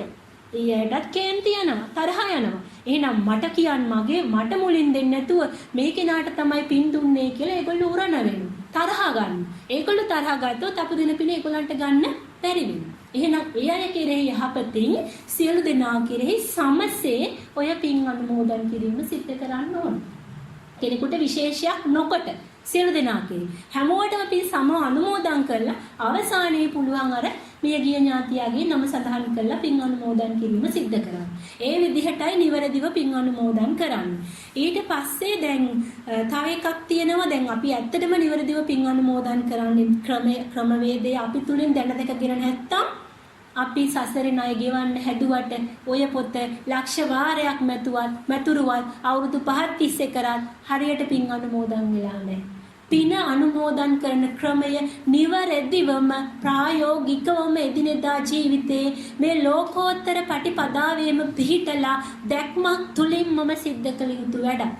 වතක් නැතුව දැක්මකින් කළොත් තමයි හරිම විදිහට තුන් සිත පහදගෙන රාගයෙන් දේශයෙන් මෝහයෙන් තොර වෙච්ච සිතක් යම් මොහොතකට පවත්වාගෙන Taman සත්‍යක්‍රියාවක් කිරීමෙන් මෙත්ත අනුසතියක් වැඩිවීමෙන් මෛත්‍රිය පැතිරවීමෙන් එකතු කරගත් හිත පහන් වීමෙන් ජනිත කරගත් ඒ සියලු පුණ්‍ය සම්භාරය අනුමෝදන් කරන්න පුළුවන්. ඒ වගේම පුළුවන් දැන් මමත් පෙර සසරේ උදව් උපකාර කරලා ප්‍රතිලාභ බලාපොරොත්තු වෙලා ඇතිනේ තව අයගේ මම සල්ලි ණයට දීලා ඇති ආපහු බලාපොරොත්තු දැන් මට තේරෙනවා ඒ බලාපොරොත්තු මම තව තියාගත්තොත් ඒ අය අනිවාර්යෙන් මට ගෙවන්න වෙනවා. ඒකත් මම නොදැන ඇති කරගත්ත බලාපොරොත්තුවක් නම් Tamanට පුළුවන් හිතන්න මගෙනුත් මට ණය ආය නෙවෙයි මට ණය ආය ඉන්නේ මටත් ණය ගෙවන්න ඉන්න කට්ටිය ඉන්නවනම් මේ විශ්වයේ කොතනක හරි ඒ අයවත් ණය ගන්න දෙනුවේ මම මුදවා නිදහස් කරනවා කියලා ඒ අයවත් මුදවා නිදහස් කරන්න. මට ණය ආය. Tamanට ණය ආයවත් මුදවා නිදහස් කරන්න. ඊළඟට ඒ වගේම දැන් නිවන් මාර්ගට යාමට උපකාර කිරීම කියන එක හතරවෙනි කරුණ. මිනිස්සෙක් තව මිනිස්සෙකුට කරන්න පුළුවන් අතිශය උත්තරීතර දේ තමයි තව කෙනෙකුට නිවන් දකින්න මඟ දැන දැක ගන්න කරුණු කාරණා සකස් කරලා මාර්ගය පාදා දෙන එක ඒකට අවස්ථාවක් සම්බන්ධ කරලා දෙන එක තමයි මිනිස්සෙට කරන්න පුළුවන් පරම යුතුයකම. හැබැයි ඔය යුතුයකම වගේම අපිට සමහර වෙලාවට අපි ළඟ තියෙන වස්තු අනුව අපේ හැකියාවන් අනුව අපේ ශක්තියින් අනුව අපිට කවල පොවල නහවල කළ ළමයි දරුවන්ට යුතුයකම් වගකීම් කරනවා වගේම සමාජයටත් යම් දේවල් කරන්න සිද්ධ වෙනවා දහඩිය මහන්සියෙන්. උයලා පිහලම් මුදල් වියදම් කරලම් සමහරවිට ටෙලිෆෝන් දැන් කෝල්ස් අරම්ම සමහර වෙලාවට බස් එකේ දාඩිය දාගෙන ගිහිල්ලම ඒ හැමදේම මේ දහඩිය හෙල්ලලා කතා කරලා වෙහෙසිලා මුදල් වැය කරලා කාලය වැය කරලා Tamanට කළ යුතු යුතුයකම් කොටසක් තියෙනවා නම් ඒක ඒ විදිහට සිද්ධ කරන්නම වෙනවා. අපි ඒක පුටුවක් උඩ වාඩි වෙලා මේ මෛත්‍රිය කළ හිතින් කරන්න හැදුවට හිතින් ඔක්කොම කරන්න බෑ. හිතින් කරන්න පුළුවන් කොටසක් තියෙනවා. තව කොටසක් තියෙනවා භෞතිකව ලෞකිකව භෞතිකවම තමන්ගේ මේ සිත කය වචනය වෙහෙස වලාමම මේ වැඩේ කරන යුතුයකම් කරන්න ඕනේ කොටසක් තියෙනවා. ඒක මේ දහම් මගේ යනයට උදව් උපකාර කරන්න පුළුවන් මුදල් වලින් වස්තු වලින් දානමාන ආදීන් වලින් ඒ වගේම දහම් මගේ නොයන අයටත් යුතුයකම් කරන්න ඕනේ. දහම් මගේ යන අය කියලා නෙවෙයි අසල්වැසියන්ට තමන්ගේ ආයතනයේ සේවය කරන අයට දරුවන්ට දහම් මගේ යනවා මේ නොයනවා කියලා නෙමෙයි සත්තුන්ට gedara නිවසේ ජීවත් වෙන සත්තුන්ට මේ සියලු සෑම දෙනාටම භෞතිකවම දැන් gedara බල්ලෙක් පුසෙක් ඉන්නවනම් නාවල බෙහෙත් තරන් දීලා ඒ වගේ අපි වෙහෙසිලාම යුතුයකම් කරන්න වෙන කොටසක් තියෙනවා. ඒ අයට උයලා පිහලා නාවල කරලා ඒ විදිහටම කරන යුතුයකම් ඒ ආකාරයෙන් ඉෂ්ට සිද්ධ කිරීමෙන් තමයි ණය ගනුදෙනු වලින් තව කොටසක් කරන්න පුළුවන් වෙන්නේ. ඊළඟට දැන් තව දෙයක් කියන්න වෙනවා මේ ඔය මට නිකන් දැනෙච්ච දෙයක් අපි දැන් හුඟක් ඔය විවාහ උත්සව හෝ මොන දානමාන හරි මොන උත්සවයක් හරි වේවා ඒ තැන් වලට ගියාම හුඟක් අය මේ කෑම කියන දේවල් බෙදා ගන්නවා තමන් කන්නේ නැති ප්‍රමාණයට. දැන් එළවලු චාටි 20ක් හදලා තිනවා නම් 15ක්වත් බෙදා ගන්නවා. එතකොට තමන් කන්නේ 5යි 6යි ඉතුරු ටික දානවා ඩස්බින් එකට. දැන් අපි හිතනවා අපි වෙඩින් එකට ගියා අපි ඒගොල්ලන්ට යම් දෙයක් දෙනවා ඒකට හිලව් වෙන්න කොච්චර කෑවත් කමක් නැහැ. හරි කොච්චර අහක දැම්මත් කමක් නැහැ කියලා. හරි සිතවිල්ලක් ඇති කරගන්න. බලන්න ඕක කොච්චර වැරදිද කියලා. දැන් මේ කෑම බත් පතක් හදන්න වෙහෙස මහන්සි වෙච්ච අය කෝටියක්. දහඩිය මහන්සියෙන් දුක් හෙළලා ගොවියෝ අවුවේ කුඹුරු කොටලා කලට පුරලා එළවලු 3-5 හදලා තව කෙනෙක්ගේ කුසගින්න නිවන ආහාරයක් තමයි තමන් වැඩිපුර බෙදාගෙන කුණු බාල්දියට තමන් ණය වෙන්නේ නැද්ද? ණය වෙනවා. එහෙනම් තමන්ගේ පමණ දැන ආහාර ගැනීම කියන එකත් ණය විනයට අයිති දෙයක්. අන්න ඒ දේවල් හැමදේම හිතලා කරන්න. දැන් පරිසරයට පොලිතීන් ඔය ප්ලාස්ටික් වගේ දේවල් අපිට පිළිවෙලකට බැහැර කරන්න බැයි නම් අපි එකතු කරලා ගිනි තියනවා නම් පරිසර දූෂණයට අපි සම්බන්ධයි. මේ මහ පොළවේ පිරිසුදු වතුර ටිකක් උස්ම ගන්න පිරිසුදු වාතයක් ජීවත් වෙන්න හොඳ පොළවක් තිබුණ නැත්නම් අපිට නිවන් දකින්න පුළුවන්. නිවන් දකින්න අපි ජීවත් වෙන්න එපා. ජීවත් වෙන සුදුසු පරිසරයක් තියෙන්න එපා. එහෙනම් පරිසරයට යුතුයකම වගකීම ඉෂ්ට කරන්න වෙනවා. හැබැයි අපේ ඉස්සර මුතුන් මිත්තන් තුල ඔය සංස්කෘතිය තිබුණා. ඒගොල්ලෝ ඇලකින් දොලකින් නානවනම් සබන් ගා ගත්තේවත් නෑ ඇලේ බහැලා ඉඳලා. ඇලෙන් ගොඩට ඇවිල්ලා ගොඩ ඉඳන් සබන් ගාගෙන වතුර එකක් ඇඟට දාලා සබන් ටික ගොඩට යවලා ඇලට බැස්සේ. ඒ කියන්නේ ඒ අය ගැන ඒගොල්ලෝ අර යම්කිසි ණය විනයක් කියන එකක් ඒ අය තුල තිබුණා. හැබැයි අපි සමහර වෙලාවට මේ තාක්ෂණයත් එක්ක නවීකරණය වෙලා අපි මේ රැල්ලකට අහු වෙලා යන ගසාගෙන යන මේ ජීවිතේ ඔය පැටි දකින්න නැති වෙන්න පුළුවන්. ඒවත් ණය වෙන තැන්. ඒ වගේම කියන්න ඕනේ දැන් ඉස්සර කාලේ හේන් වගා කරද්දි මම අහලා තියෙනවා මේ හේන දැන් ගිනි තියනවනේ. හේන ගිනි තියනකොට හේනේ ඉන්න පුංචි සත්තු ඔක්කොම පිච්චෙනවා. හැබැයි ගොවි මහත්තයා දන්නවා සත්තු පිච්චෙනවා කියලා. ඒ වුණාට එයාගේ ජීවනෝපාය එයා හේන් ගොවිතැන කරන්නත් උනේ. එයා කරන්නේ හේනට ගිනි තියන්න කලින් මහා හයියෙන් කෑ ගහලා කියනවලු මම මේ හේන ගිනි තියන්නයි යන්නේ.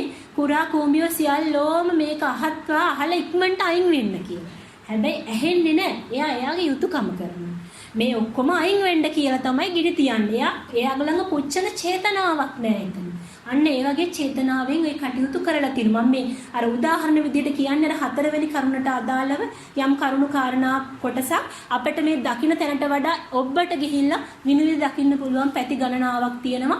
ඒ වගේම තමයි ඉස්සර කාලේ කිරි ගන්නවනේ එළදෙනෙක්ගේ කිරි ගන්නකොට ඒ කිරි ගනිද්දි මේ කිරි ගන්න ගෝවියා එළදෙනට වැඳලා අම්මා කියලා කතා කරනවා කියන්නේ. අම්මා මම කිරි ටිකක් ගන්නද කියලා බොහොම ආදරේ අහලා තමයි අර පැටියගේ කිරි ටිකක් ගන්න.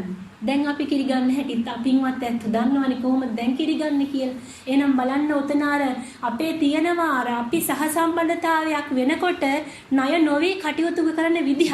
ඒ විදිහ තුළ තියෙච්ච සමාජයක් තිබුණා. අඩුම වශයෙන් මේ ධර්ම මාර්ගය යන පිරිසවත් ඒ සමාජයේ ණය විනයක් ඇතුව කටයුතු කරන තැනකට එන්න ඕනේ. එතන ලොකු ණයක් කරන තැනකින් අපි මිදවීමක් වෙනවා. ඒ වගේ එදිනදා ජීවිතේ කටයුතු කරන්න පුරුදු වුණොත්. තව එකක් තමයි කෘෂි කර්මාන්තය. දැන් ඉංග්‍රීසියෙන් කියනවා ඇග්‍රිකල්චර් කියලා. මේ ඇග්‍රිකල්චර් කියන වචනේ හැදිලා තියෙන්නේ ඇග්‍රි කියන්නේ අපි කියනවානේ එකඟ කියලා. ඇග්‍රි වෙච්ච කල්චර් එක. ඒ කියන්නේ එකඟ වෙච්ච සංස්කෘතියක් තිබුණා. දැන් ඉස්සර මිනිස්සු මුලින් කැලේ කොලේ තීච්ච ගහගස්වල තීච්ච දේවල් තමයි කඩා වඩාගෙන කෑවේ. පස්සේ ඒගොල්ලෝ හේන් ගොවිතැන කරන්න පටන් ගත්තා. එතකොට මේ පොළවේ තියෙන සරුව පස්සෙන් අපිට අවශ්‍ය වගාවක් කරන්න පසට හානියක් නොකර පසේ ඉන්න සත්තුන්ට පසේ තියෙන ජල පද්ධති වලට පසට කිසිම හානියක් නොකර පසෙන් ගන්න පුළුවන් කොටස අපි ගන්නවා අපේ එදිනදා පරිහරණයට. එතන පංචස්කන්ධයක් පරිහරණය කිරීමක් වෙන්නේ. උපාදානය කිරීමක් නැතුව. දැන් ඇග්‍රි වෙච්ච කල්චර් එක එහාට ගිහිල්ලා පස්සට කුමිනාශක දාලා අපි එතකොට පොහොර දාලා අර එතනින් අපිට දෙන්න පුළුවන් යම් එකඟතාවයට එහා ගිය එකකට ගිහින් බලෙන් මේ දේ සිද්ධ කර ගැනීමට යාම නිසා තමයි මේ සියලු කුමිනාශක භාවිතය ඇති වෙලා වසවිස තියෙන කැම තියෙන පරිසරයක් අපට උරුම වෙලා තියෙන්නේ. එහෙනම් අපේ මම හිත තමයි උතන වෙනස් වෙලා තියෙන්නේ. ඉතින් මම මේ කරුණු කාරණා කිව්වේ ඔය මේ යන ගමනේ අපිට බලන්න පුළුවන් පැතිකඩවල් ගොඩාක් තියෙනවා. මේ නිකන් එදිනෙදා මේ දහම්මගේ යනවා කියන්නේ 아무තු දෙයක් නෙවෙයි. අතිශය ප්‍රායෝගිකයි. එදිනදා ජීවිතේ කරන කියන හැම කටයුත්ත තුලින්ම වේදිතබ්බෝ කළා සම්මතයට එහා ගිය පරමාර්ථයක් දකින්න පුළුවන්. සම්මතයට එහා ගිය මොකක්ද ඇත්ත? ඇත්ත මොකක්ද? යතහ භූත ස්වභාවය කියන පරම සත්‍ය දකින්න පුළුවන්. ඒ ඇත්ත දකින්න අපිට අපි ළඟ තියෙන ඕන එකම දෙයයි විදින්න. වේදිතබ්බෝ කියන ගුණය. විද බලන ගුණය තුල මේ සියල්ල දැක ගන්න පුළුවන් වෙනවා. ඒ වගේම තව අවසාන වශයෙන් කියන්න ඕනේ දැන් මේ විදිහට ණය විනය කරන් යද්දී අපට අවසානයේ ඇති වෙනවා අත්ති සුඛ අනන සුඛ අනවජ්‍ය සුඛ භෝග සුඛ කියන සුඛ හතරක්. එතෙන්දී අත්ති සුඛය කියලා කියන්නේ කාම සුඛල්ලිකාණු යෝගය. කියන්නේ ප්‍රිය ලෝකයේ හඹ හඹා ප්‍රිය දෙයට ඇලි ඇලි කටයුතු කරන කාම සුඛල්ලිකාණු යෝගය. අප්‍රිය දෙයට ගැටි ගැටි කටයුතු කරන අත්කිලමතාන යෝගයක් කියන පිරි අපිරි දෙකෙන් අන්ත දෙකෙන් මෙදී නිදහස් වෙන මජ්ක්‍ධිමා පටිපදාවේ ගමන් කිරීම තුළ සම්මා අංගාට පූර්ණය වීම තුළ ලෝකයෙන් එතර වීම තුළ ලැබෙන අත්තිසුඛය. අත්තිසුඛය කියන එක එන්න සුඛයේ ආස්වාදයේ නිරාමිසය හරහා තමන් අත්විඳිනවා. ඒ වගේම අනන සුඛය කියන්නේ සියලු සංසාර ණය ගනුදෙනු වලින් මිදිලා රාග විනය, දේශ විනය, මෝහ විනය හරහා ණය විනයක් සිද්ධ වෙලා මේ ණය ගති වලින් මිදී නිදහස් වෙන අනන සුඛය කියන එක උරුම වෙනවා. ඒ වගේම අනවජ්‍ය සුඛ කියලා කියන්නේ දස අකුසලය සාවජ්‍ය දෙයක් බව. එතන තියෙන්නේ සසරකට දිග්ගැස්සෙන්න හේතු සකස් කිරීමක් බව දැකගෙන මේ දස අකුසලය තුලත් වෙන්නේ කුණු එකතු කිරීමක් බව දැකලා කුණු සලා හරින කුසලය කිරීම කියන ලෝකෝත්තර ධම්මානුධම්ම පටිපදාවට පිහිටීම තුල අනවජ්‍ය සුඛයක් ඇති වෙනවා. ඒ වගේම භෝග සුඛය කියලා කියන්නේ අපට පරිහරණය කරන්න දීපු මේ මහ පොළව ඇතුළු පරිසරය අපි සතර මහ භූතයන්ගෙන් හැදිච්ච මේ පොළව ආපෝ තේජෝ වායෝ පඨවි කියන මහ භූත වලට අවකාශ විඥාන එකතු කරලා ඒක භූත ධාතු හරහා ගති කරන් උපාදානස්කන්ධයක් කරගන්න නැතුව සතර මහ භූත උපාදානෙන් මිදී නිදහස් වුණොත් අපට භෝග සුඛය කියන එක අත් වෙනවා. ඉතින් ඔය සුඛ හතරත් අවසානයේ උරුම වෙනවා මේ ධම්මානුධම්ම පටිපදාවේ ගමන් කරන කෙනෙකුට.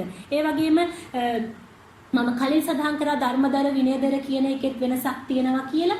දැන් ඒ භික්ෂු පිරිසගේ සමහරු මේ ධම්මානුධම්ම පටිපදාවේ ගමන් කරන්න හේතුඵලයට බහා ගලප කටයුතු කරන පිරිසක් ඉන්නවා. ණය විනයට බහා ගලප කටයුතු කරන පිරිසක් ඉන්නවා. ණය විනය කියන එක හේතුඵලයට වඩා ටිකක් ඉහළ මට්ටමකට හිතීමක්. දැන් මම උදාහරණයක් ගත්තොත් මම හිතන්නකෝ දැන් අපි මේ දහම් වැඩසටහනට එන්න හිතාගෙන ඉන්නවා. ගෙදර ඉන්න නෝනයි දරුවයි කැමති නැහැ. ඒගොල්ලෝ කියනවා මේ දැන් සම්මතේ දැන් කියනවානේ මේ දහම විශේෂ නිසා මේකට ඒගොල්ලෝගේ එකඟතාවයක් නැති තත්ත්වයක් තියෙනවා නේද සමාජේ. හිතන්නකෝ එහෙම දරුවෙක් බිරිඳක් ගෙදර ඉන්නවා කියලා. එතකොට ඒ අය කියනවා යන්න එපා. උතන්ට යන්න එපා කියලා. දැන් තමන්ගේ හිත ඇතුලෙන් එනවා මේක තමයි පරම සත්‍ය මට මේ නිවන් දකින්න මඟ උරුම කරගන්න ඕන කියලා. දැන් එහෙම තැනකදී ඒ අය තමන්ට බනිනකොට තමන් ඒ අයට කියා නැවත මේ ධම්මකට එන්න ගියොත් ඒ අය තවත් උරණ වෙවි අරියෝපවාද කරගෙන ගොඩාක් පව් කරගන්න පුළුවන්. එතෙන්දී ඒ කරන බැනුම තමන් අරගෙන තමනුත් ඒකට ගැටුනොත් තමනුත් ද්වේෂ බවක් හදාගෙන තමන් ණය වෙනවා. එහෙනම් තමන් එතන ණය වෙන එක ඒ කෙනා තමන්ට බනිද්දී ඒ බනින එක තමන් ආනපාන සති සමාධියෙන් කටයුතු කෙනෙක් කෙරෙන්න අනිච්ච දුක්ඛ අනාත්තාන වෙලා නිච්ච සුඛාත්ත පාන වෙලා අර ආපු රාග දේශ බව හදන්නේ නැතුව දේශ විනය කරගන්න. ඒත් එක්කම අපි හිතනවා මම ඊළඟ දවසේ මෙයාට කියලා ගියොත් එයා මට ආයෙත් බැනලා අරියෝපවාදයක් කරගෙන ධර්මයට බැනලා ලොකු දෙයක් කරගන්නවා හින්දා ඔන්න සම්මප්‍රයෝගයක් පාවිච්චි කරනවා මම යනවා කියන්නේ නැතුව. එදාට කියනවා වෙන ගමනක් යන්නේ කියලා. එතන මුසාවාදයක් සිද්ධ වෙන්නේ නැහැ. සම්මප්‍රයෝගය චේතනාවක් තිබුණේ අර කෙනාව රවට්ටන්න. චේතනාව තිබුණේ අරියෝපවාදයකින් වැටිලා එයා ණය වෙන එකකින් මුදවන්න. එහෙනම් ණය විනය කියන කොටසේ අර විනයදර කියන භික්ෂූන් වහන්සේලා සාමාන්‍යයෙන් රාග ණය, දේශ ණය, මෝහ ණයටත් වඩා එහා ගිහිල්ලා දෙපැත්තම ගැන හිතලයි කටයුතු කරන්නේ. එතෙන්දී අර විනයදර කියන කට්ටිය ඒ විදිහටයි කටයුතු කරන්නේ. හැබැයි හේතුඵලයට බහා ගලපන කට්ටිය තමන්ගේ පැත්තෙන් ගතියක් හදාගන්න නැති රාග ණය, දේශ ණය, මෝහ ණය කොච්චර බැන්නත් කමන්නේ. මම හෙටත් කියලාම යනවා. බැන්නට ඉතින් මම ඕක මේ අනපාන සිද්ධ කර තමන්ට තරහක් එන්නේ නැත්තම් යනවා. හැබැයි අර කෙනා ණය වෙනවා. ඒ වගේ අර එතනින් එහාට ගිහින් හිතීමකුත් එතන සිද්ධ වෙනවා. තව ටිකක් ගැඹුරින් කල්පනා කරලා බලන්න ණය විනය හේතුඵලය කියන එක එක පැති වලින් අපිට දැනගන්න ගන්න පුළුවන් වෙනවා. එහෙමනම් ධර්ම කරුණු කාරණා සාකච්ඡා කරා බලාපොරොත්තු වෙච්ච ආකාරයටම මේ මාතෘකාව යටතේ ඉතින් මම හිතනවා ඔය පින්වත් සීල දෙනාටම මේ වසර 1800ක් පමණ වැසී වැළලී යටපත් වෙලා තීච්ච පිරිසුදු සිරිසත් ධර්මය නැවත ලෝකයට මතු කරලා අනුබුදු කෙනෙක් ලෝකයට පහළ වූවා සමානව මේ ධර්මස්කන්ධයට චතුරාර්ය සත්‍යයට පණ පෙව්වේ අපේ ගෞරවනීය අවසරයි ගෞරවනීය මිමන පලානේ සිරි ධම්මාලංකාර අරිහතුන් වහන්සේ. ඉතින් උන්වහන්සේ මතු කර වදාළ මේ සිරිසත් ධර්මයේ අප සියලු දෙනාටම අපේ පුබ්බේතගත පුඤ්ඤතා ශක්තියක් නිසා අපට උරුම වුණ දෙයක්. එහෙනම් මනුස්ස ජාතියක ඉපදුණු අපි හැමෝටම මේ ජාතියේම ඒක මනුස්සත්ව ප්‍රතිලාභයක් උරුම කරගන්නම මේ ලැබිච්ච අවස්ථාව හේතු වේවා වාසනාව වේවා කියලා අදිෂ්ඨාන කරනවා. ඒ වගේම ඒ අති උත්තරීතර වූ අවස්ථාව උරුම කර දුන්න ගෞරවනීය අරිහතුන් වහන්සේට නිදුක් නිරෝගී සුවය චිර ජීවනය උදා වේවා කියලා අදිෂ්ඨාන කරනවා. ඒ වගේම කල්පනා කරගන්න අපි අද දිනයේ ඔය පින්වත් ඇත්තෝ මේ ස්ථානයට ඇවිල්ලා දවස් කිහිපයක් මේ ස්ථානයේ ගත කරන්න අවස්ථාව ලැබුණා.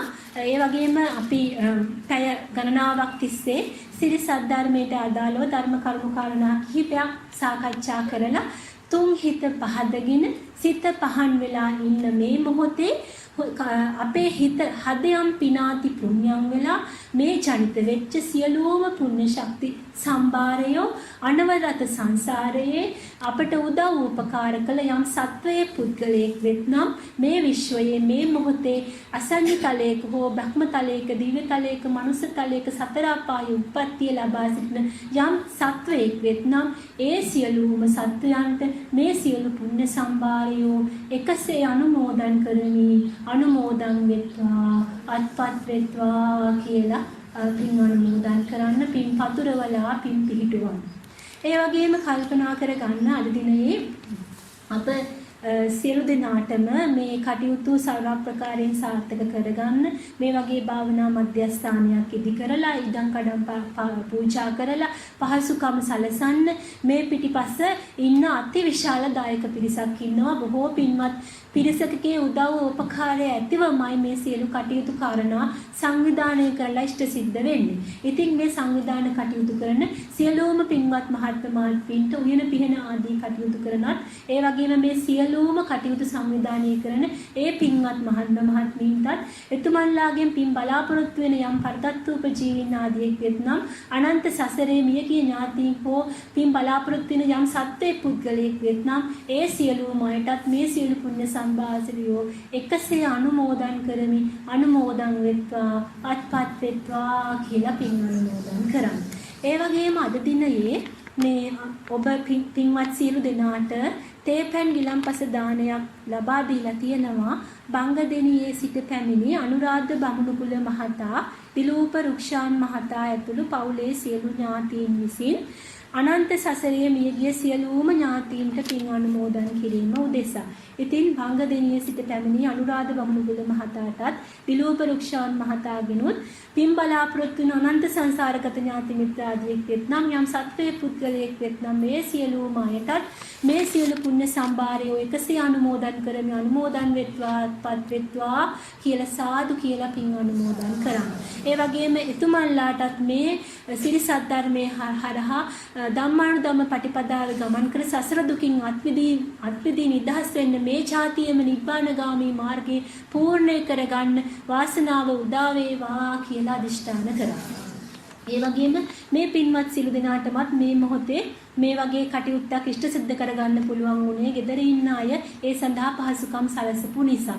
ඉතින් ගෙදරින් Tamande ඉඩ පහසුකම් සැලසුවේ ගෙදර ඉන්න ඒ ඇත්තන්ටත් මේ අප සිළු දෙනාටමත් මේ හෙළවීමේ මේ මතු සිරිසත් ධර්මයේම කන වැකිලා නිවැරදි පටිච්ච සමුප්පාද ධර්මතාවයේ තුලින් සම්මාදිට්ඨියටපත් වෙලා සසර ගමන කෙටි කරගෙන මේ ඡාතියම නිබ්බාන සුවය අත්විඳින්න ධම්මානුධම්ම පටිපදාවේ ගමන් කරන්න ඒ සිළු දෙනාටම වාසනාව උදා වේවා කම්මාවර නිවත් වේවා ශක්තිය ධෛර්යය ලැබේවා කියලා අදිෂ්ඨාන කරනවා. ඒ වගේම අපි විශේෂයෙන් ඇත්තටම මේ අවස්ථාවේදී මම මේ ධර්මදාම් කටයුත්තට යොමු වෙලා මේ විදිහට කටයුතු කරන්නත් මේ වගේ එන්නත් මටත් යම් සහයෝගයක් කරන පිරිසක් ඉන්නවා. විශේෂයෙන්ම මේ වාද්දුවේ සිට මේ ධර්ම කටයුතු කරන හැමතැනටම ප්‍රවාහන පහසුකම් සපයනවා අපේ දීපා මහත්මියත් දිලීප් මහත්මයාත් ඒ වගේම භද්‍රාණි වගේ අපේ භද්‍රාණි තිලකරත්න මහත්මයාත් හුඟක් උදව් උපකාර කරනවා මම මේ කරගෙන යන කටයුත්තට. ඉතින් මම ඒ අයවත් මේ අවස්ථාවේදී කෘතවේදීත්වය සිහිපත් කරනවා. මගේ ඥාතියුතුකමක් ඉටු කිරීම හැටියට මට ඒ අවස්ථාව සලසා දීම වෙනුවෙන් කෘතඥ පූර්වකව පින් අනුමෝදන් කිරීමක් සිදු කරනවා. ඒ වගේම මේ අපි එහෙමනම් සියලු දෙනාම මේ අප මෙතෙක් සඳහන් කර සිහිපත් කරේ සියලුම අයට මේ සියලු පුණ්‍ය සම්භාරය 100 අනුමෝදන් වෙත්වා කියලා පින් අනුමෝදන් කරමු. එත්තාවතාචම් හේහි සම්පදං පුඤ්ඤ සම්පදං සබ්බේ දේවානුමෝදන්තු සබ්බ සම්පත්ති සිද්ධියා. එත්තාවතාචම් හේහි සම්පදං පුඤ්ඤ සම්පදං සබ්බේ භූතානුමෝදන්තු සබ්බ සම්පත්ති සිද්ධියා. එත්තාවතාචම් හේහි සම්පදං පුඤ්ඤ සම්පදං සබ්බේ සත්තානුමෝදන්තු සබ්බ සම්පත්ති සිද්ධියා. ඉදම් මේ ඥාතිනං හෝතු සුඛිතා හොන්තු ඥාතයෝ. ඉදම් මේ ඥාතිනං හෝතු සුඛිතා හොන්තු ඥාතයෝ. ඉදම් වෝ ඥාතිනං හෝතු සුඛිතා හොන්තු ඥාතයෝ. ඉමිනා පුඤ්ඤ කම්මේන මාමේ බාල සමාගමෝ සතං සමාගමෝ හෝතු යාව නිබ්බාන පත්තියා. සියලු දෙනාටම යහපතක් වේවා සැපතක් වේවා නිබ්බාන සුවයමත් වෙන්න මේ ධර්ම කරුණු කාරණා උදව් වේවා උපනිශ්‍රේ වේවා හේතු වාසනා වේවා.